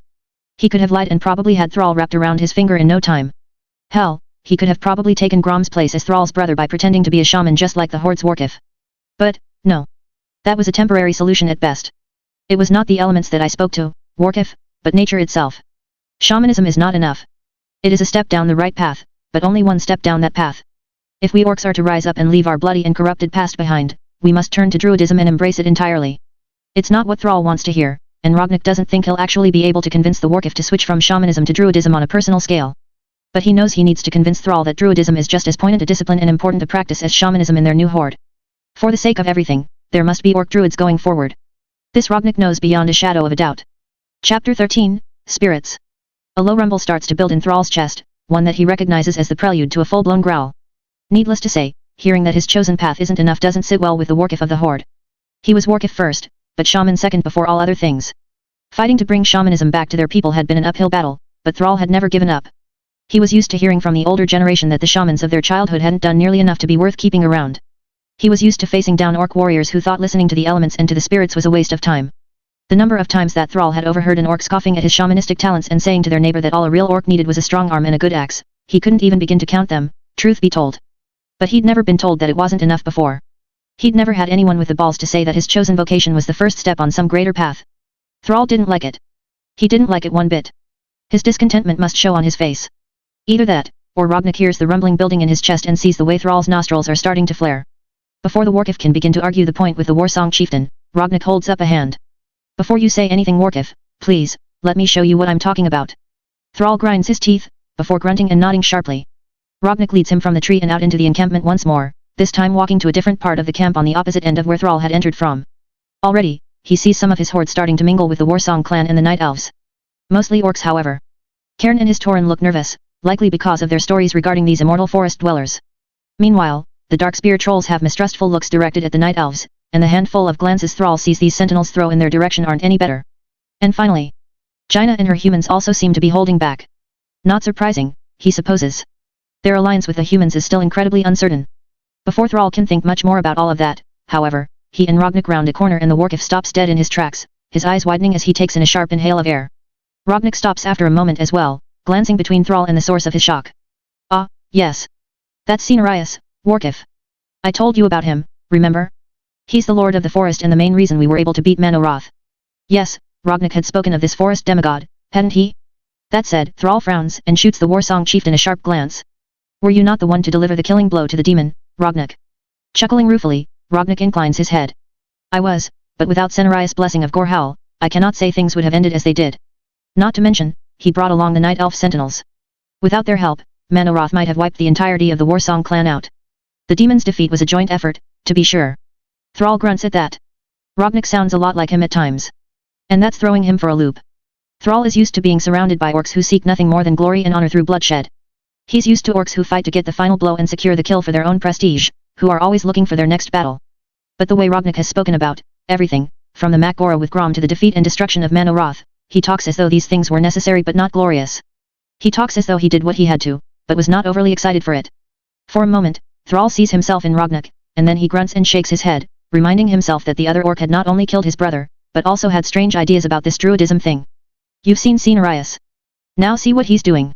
Look upon the orcs who even now have begun to learn at his feet. Thrall's eyes follow Rognik's hand as the other orc throws it out towards the clearing they stand on the edge of. Indeed, while the Lord of the Forest is the most imposing entity in the clearing by far, he is not alone.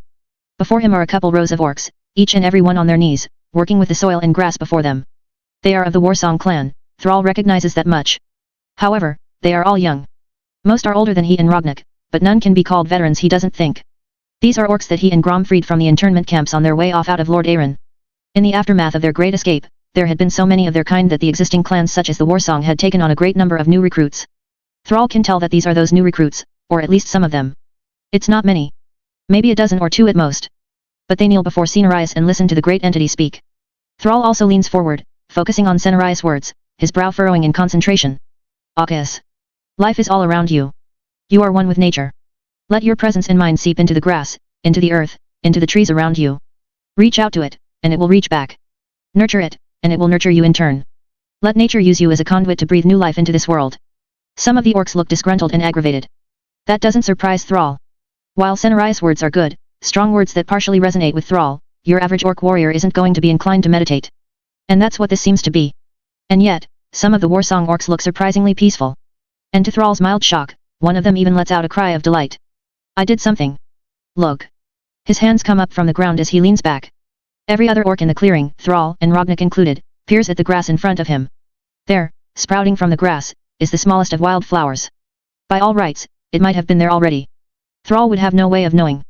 And yet, the orc in question looks so very pleased with himself. His fellows grumble and refocus their efforts, while Senarius gives him a nod. Good, young one. Very good. But do not stop now. There is much more to learn. Why yes, yes. A hand suddenly falls on Thrall's shoulder, causing the Warkiff to startle as he turns his head to see Rognik regarding the scene with supreme fondness. The new chieftain of the Warsong clan looks pleased as can be, even as he turns his eyes to Thrall. Do you see now, Warkiff? This is the future of the Warsong clan, and I hope the Horde as well. These are the first Warsong druids. But not the last. Not by a long shot. Something stirs in Thrall's chest. Something, hopeful. Unfortunately, that small kindling of hope is dashed on the rocks as soon as his brain catches up with just who's inspired it. With a snarl, Thrall yanks himself free of Rognik's grasp and turns away, leaving the clearing. As he stomps away from Senarius and the Warsong orcs learning druidism at his feet, he feels Rognik following after him quietly. Another oddity. Any normal orc would have taken Thrall's actions as disrespect and either slunk off to nurse wounded pride or otherwise confronted him. Thrall wanted Rognik to confront him. He wanted the other orc to give him an excuse to pick a fight. This initiative of his was certainly something else. Warsong druids. Thrall could already see a dozen ways in which they would strengthen the Horde. And not just in battle either, but in day-to-day life. In the long term, they would even represent a shift in Horde culture. Shamans and druids together, working to change the Orcish Horde one mind at a time. No more would the bloodthirsty and petty rule. No more would they be conquerors lusting after their next battle. But at the same time, Grom was dead. And it was at Rognik's hands. Deep down inside, Thrall knows the truth. He knows that Grom's death wasn't Rognik's fault, not truly. It was Grom's own doing. And it was Thrall's as well. If he hadn't sent Grom to these woods, the old warrior might still be alive. If he hadn't thrown Grom away, then he wouldn't have died here so far from Thrall's side. Oh, Thrall knew that Hellscream desired a warrior's death. He'd known it in the back of his mind for a long, long time. Grom was old, and while he'd still had quite a few battles left in him, the years had been beginning to wear on him. His mind and body were starting to go. Thrall had always expected Grom to fall in battle sooner or later. But he'd thought it would be by his side. Standing as one, together as brothers until the end. It hadn't happened back on Lord Aaron, but Thrall had prepared himself for it to happen here, on Kalimdor. Except now it had, and he found he wasn't nearly as ready as he'd fooled himself into thinking he was. Grom was dead and Rognik was his killer and his successor.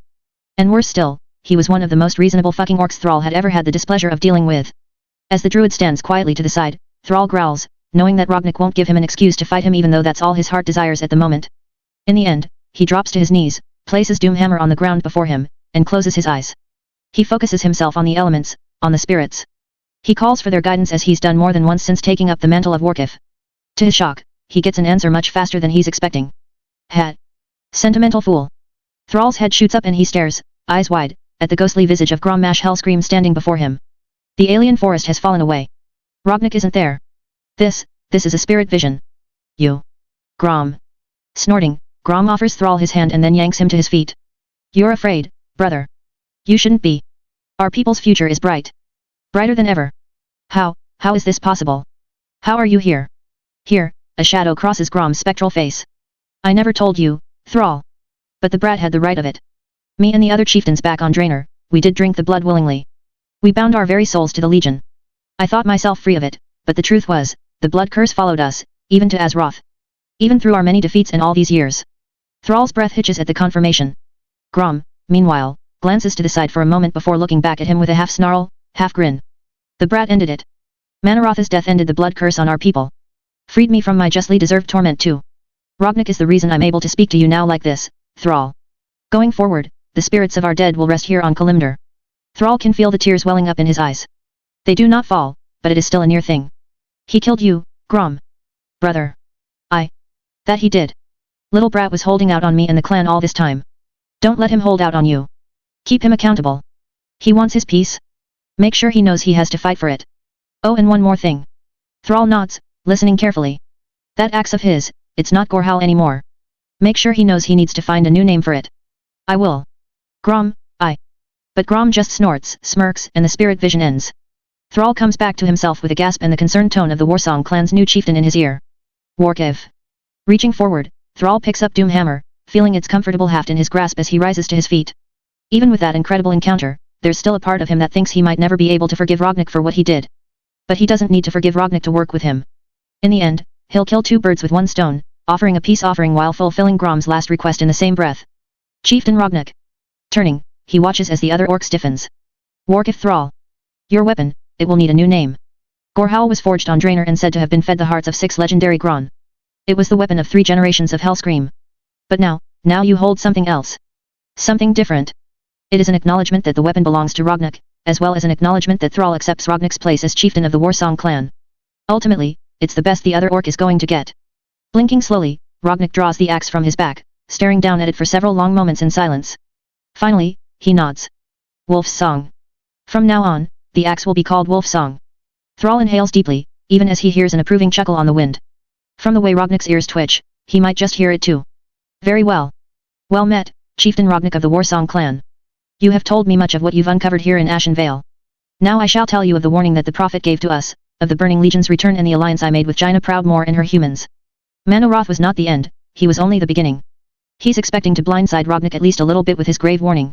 Which is why it's a little irritating when Rognik just nods along in agreement, not seeming surprised in the slightest. In fact, Thrall is the one who is surprised by Rognik's next words. Warkif. The situation grows more and more dire by the day and our new Night Elf allies need our help.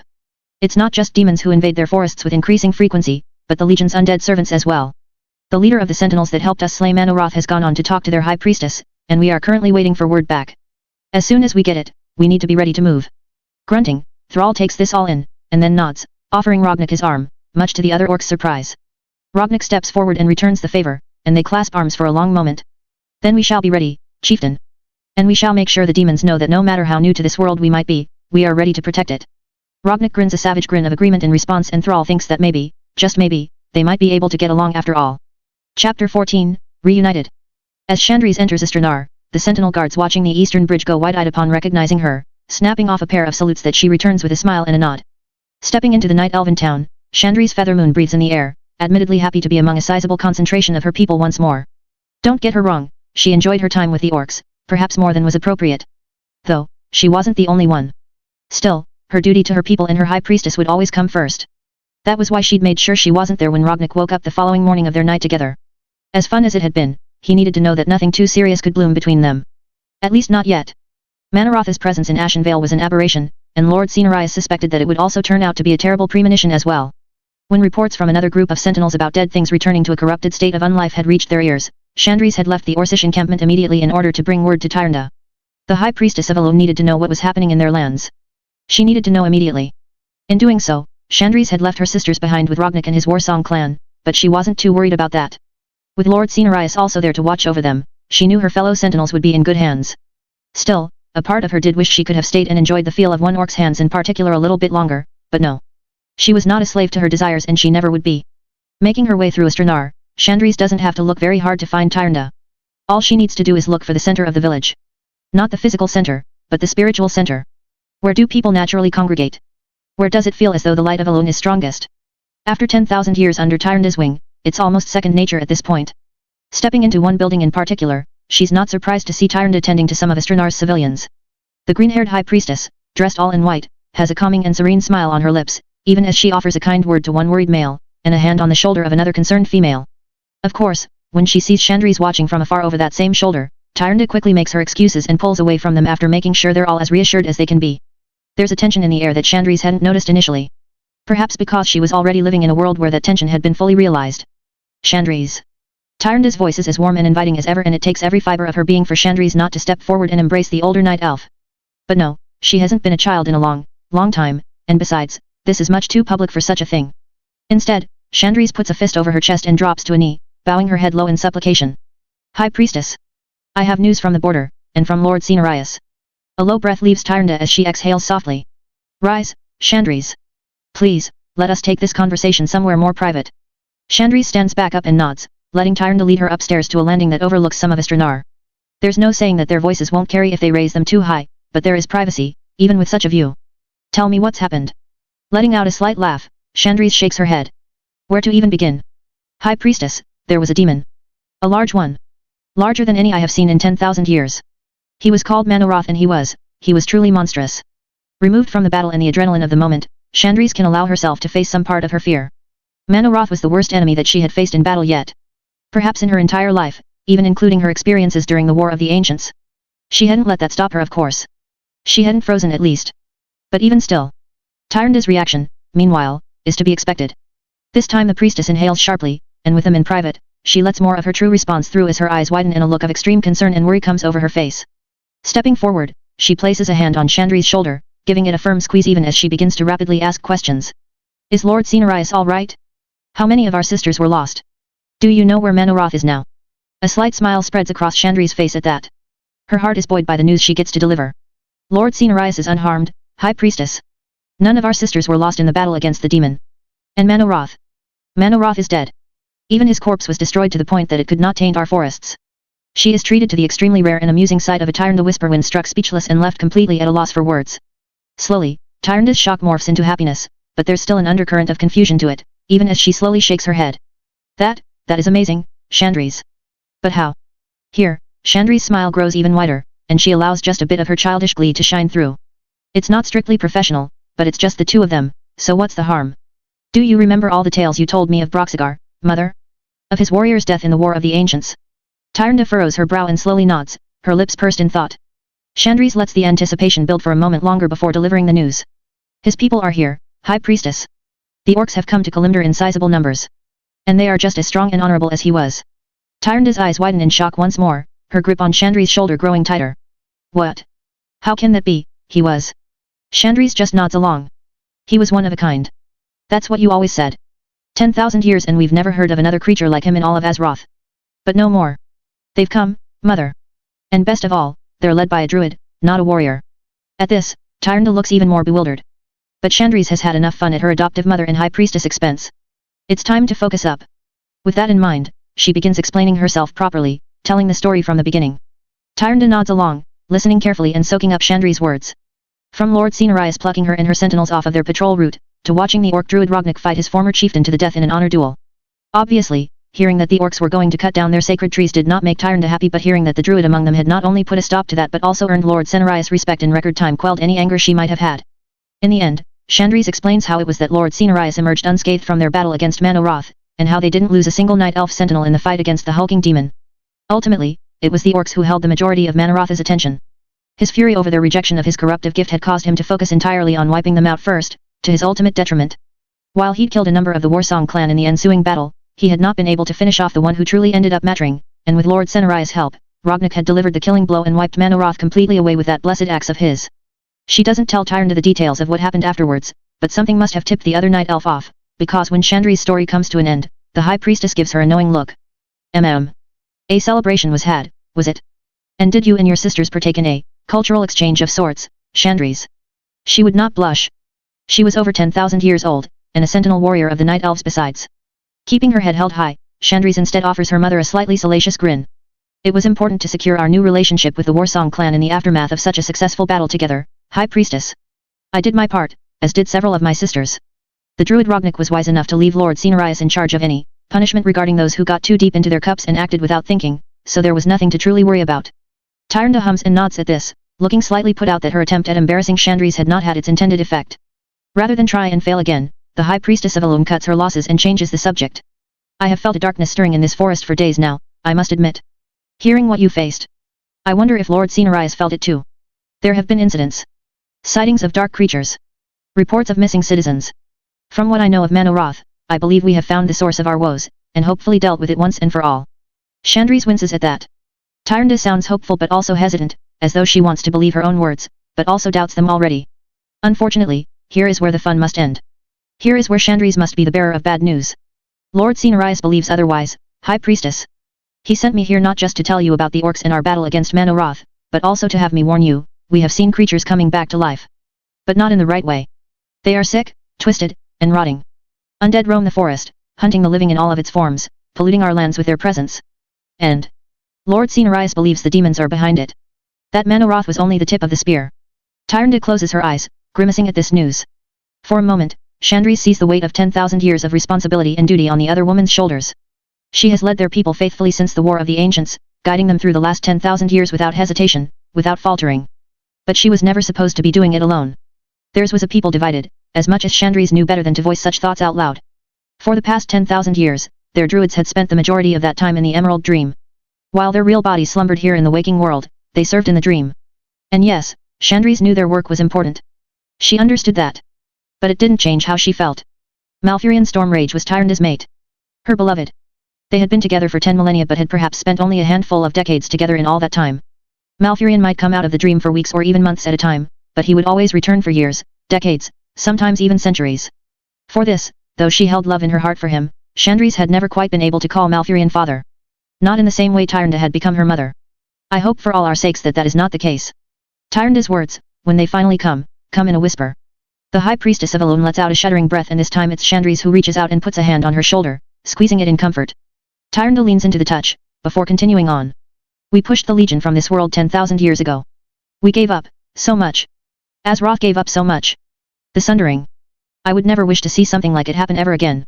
If they are back, then I do not know how we will stop them this time. Chandris grimaces, trying to think of a response to that.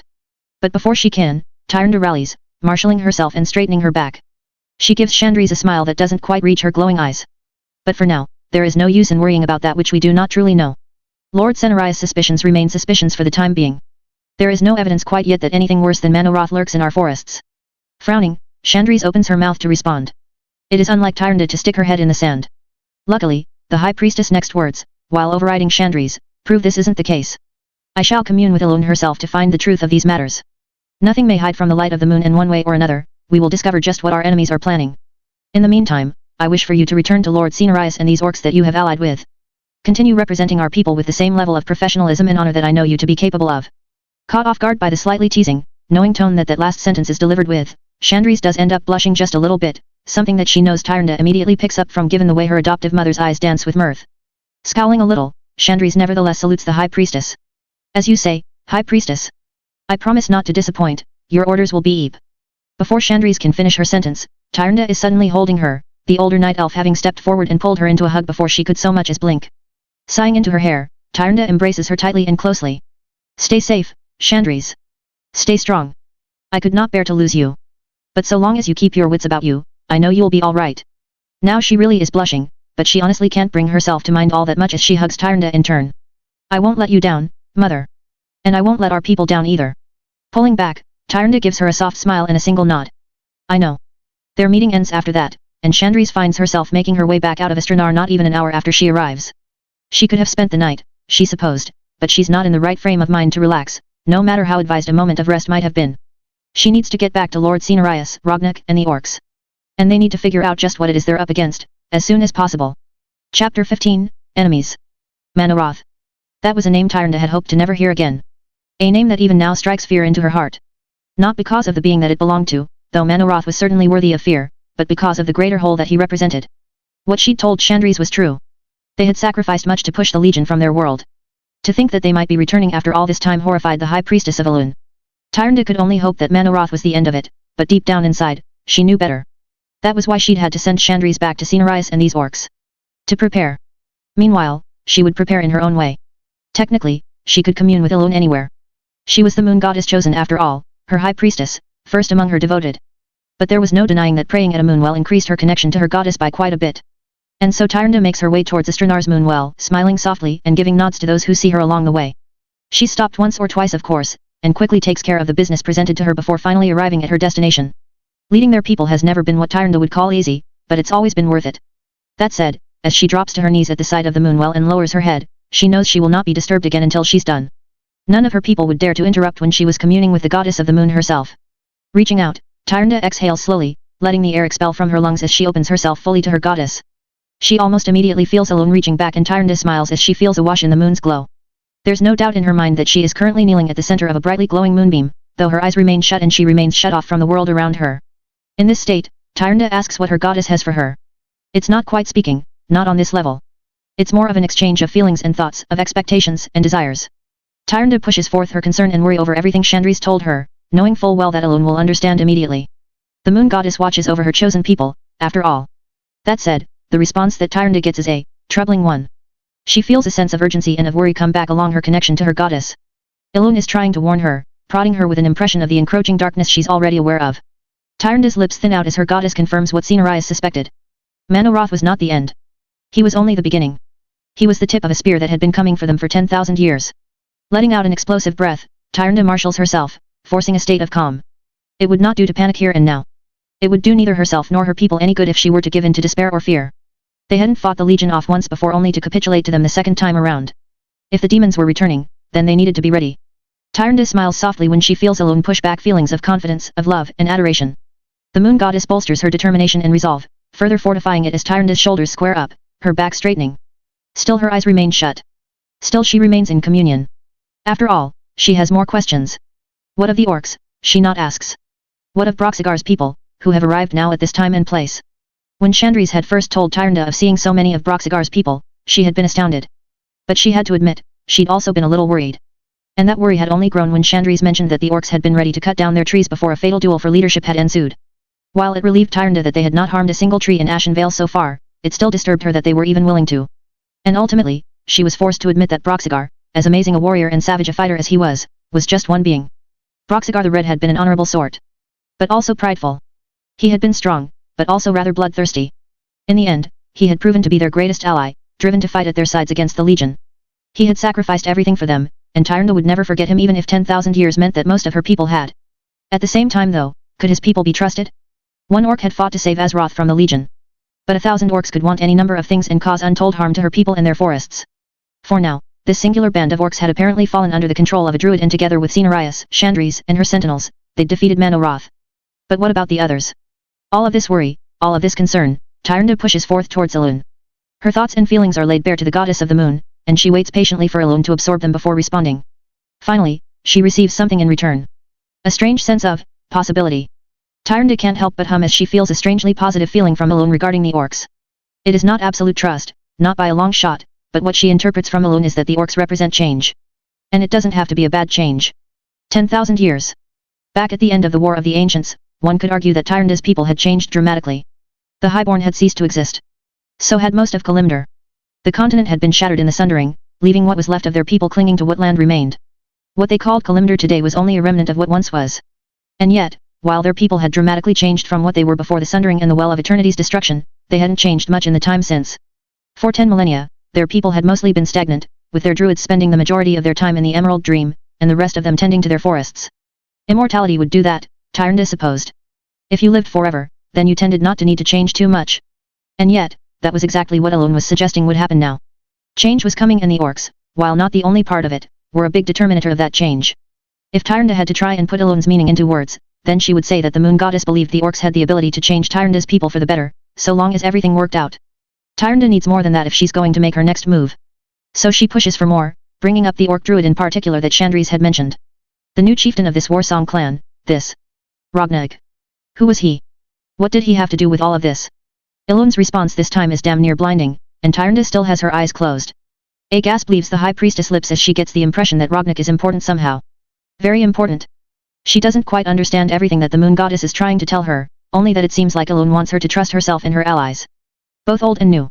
Obviously she wants more than that, but before she can reach for more, she's forced out of the communion, eyes snapping open as the beam of moonlight shining down on her suddenly cuts off. High Priestess! High Priestess, save us! The sheer anguish in the cries coming from her people see Tyrande snapping to her feet and spinning around. With wide eyes, she stares in horror at the scene before her. Astranar is under attack. By the dead. Animals and night elves alike shamble forward, corpses moving unnaturally across the bridge into the night elf village. The sentinels are fighting them of course, but for every undead that they cut down, 2 more take its place, forcing them steadily back. The strange reports, the mention of dead things lurking in the woods, of people going missing, all of it has led to this. Someone has created an army out of sight and then unleashed it upon the peaceful village of Astranar. No, not someone. Back behind the shambling wall of the dead, Tyrande sees them. Demons. Satyr and other types. Laughing uproariously, as if her people's pain and agony and anguish is the funniest thing they've ever seen. Righteous fury wells up inside of Tyrande, and she lets out a scream as she pulls forth her bow and an arrow of pure starlight. Sighting her shot, the High Priestess fires and watches as the radiant arrow flies through, burying itself in the throat of one of the satyr, and then exploding, taking him and a few of his fellows with it. A multitude of eyes turn in Tyrande's direction at that, both the hopeful gazes of her people and the hateful looks of their enemies. Tyrande, meanwhile, assesses the situation in just a moment and knows immediately that this battle is already lost. Fall back. Retreat to the west. Sentinels at the front, hold them off. Sentinels at the back, evacuate the civilians. Her orders, hastily given as they are followed immediately. Tyrande alternates between supporting her sisters on the front lines and helping those behind her escape across the western bridge. Luckily, the demons in charge of this invasion force are none too bright. If they had surrounded Astranar on all sides before attacking, Tyrande and her people would have been trapped with nowhere to escape to. Instead, they've attacked only from the east, leaving the western road clear for the time being. That's about the only piece of good news, however. As the civilians and the sentinels escorting them flee to the west, Tyrande is forced to watch as more and more of her kind fall to the undead and the demons in charge of them. Eventually, the last civilian is gone and they're able to flee, but for how long? These forests are their home, and Tyrande and her sentinels know them like the back of their hand. However, the demons employ fellhounds, monstrous creatures that do not waver or falter once they catch the scent of their prey. Early on in the ensuing retreat, Tyrande holds out hope that with the civilians evacuated in one direction, she and her remaining sentinels can escape in the other direction and manage to eventually give their pursuers the slip. But it's not meant to be. Every time they stop to rest, every single moment where they might catch their breath, they find themselves hounded and hunted. The demons and undead nip at their heels, and Tyrande watches as one by one, her sisters fall around her. Women that she has known for thousands of years, sentinels who have fought bravely against threats to their forests time and time again. They are slain and in some cases, added to the undead that pursue them. This is an old horror, but also a new horror. And Tyrande feels her heart ache with pain each and every time she must fire a radiant arrow into the pale, torn up face of one of her sisters risen into undeath. Eventually, their journey comes to an end. The demons have managed to corral them without Tyrande even realizing it, and they run up against the rocky cliff faces of the Stone Talon Mountains along Ashenville's southern border. By then, it's just Tyrande and 2 of her sentinels left, but even then, her sisters are killed while she is left alive. Just in time for a face right out of her greatest nightmares to make itself known. It is as I told you, Lord Archimonde. These night elves have only grown weak and feeble in the last 10,000 years. With the scourge to act as fodder, our victory is assured even with Manarotha's defeat. Archimonde the Defiler. Right hand to Sargeras himself. 10,000 years ago, it was he who led the invasion of Azeroth. It was he who convinced Queen Ashera to surrender their world for power. And now he was, here. Again. To Tyrande's everlasting horror. How have you returned to our world, Archimonde? Looking down at her, the demon lord smiles a sickeningly wicked smile. His eyes dance with malice and evil, promising a world of pain and torment is headed her way. In those eyes, Tyrande sees her own defilement and corruption. They will turn her against her people. They will turn her into their slave. Did you think we had forgotten you? Did you think that one measly setback would keep us away forever? The Legion has returned. Rejoice, for you will be remade into a herald of our coming destruction. This time, your troublesome little race, pathetic as you have become, will not be able to stop us. With an almost contemptuous wave of his hand, Archimonde directs his doom guards forward. Take her. He could have killed her with that wave of his hand. Such was his power. Instead, he means for them to take her alive. Tyrande won't let that happen, but before she contemplates suicide, she has one final trick up her sleeve. It is still the middle of the night with Elun's glory shining overhead. And as much as the moon goddess brings plenty to light, she also casts many shadows with her brightness. In an instant, Tyrande dips into those shadows, disappearing from view as she sucks in a breath and doesn't dare let it out. There's a moment where the demons all stare at where she just was, and then, amazingly enough, Archimonde snarls. Fools! You let her get away. He immediately backhands one of the Doom Guards, killing the hulking demon on the spot. Find her! Find her now! And with that, they leave. Somehow never realizing that Tyrande remains exactly where she was before, only hidden from sight and all other senses. As powerful as the Burning Legion might be, Tyrande's goddess was just as powerful. By Elun's grace, she was hidden. Only once the demons and undead have all disappeared does Tyrande appear once more. Letting out an explosive breath, she shakes her head and turns on her heel, only to hesitate, her lips coming together in a thin line. Before her, the path diverges. Not physically, but in her mind. She has two choices now, and unfortunately she does not have the time to give her options the consideration they deserve or second guess herself once she's made her decision. Her first instinct is to gather her sisters and immediately make for her beloved. Malfurion Stormrage sleeps far north of here in a barrow den, and nearby is the Horn of Cenarius. If she sounds it, he and the other druids will awaken. However, it is not her place. It's in the name, after all. The Horn of Cenarius is for Cenarius and Cenarius alone. The demigod should be the one to use it, to wake the druids and bring them to this new war.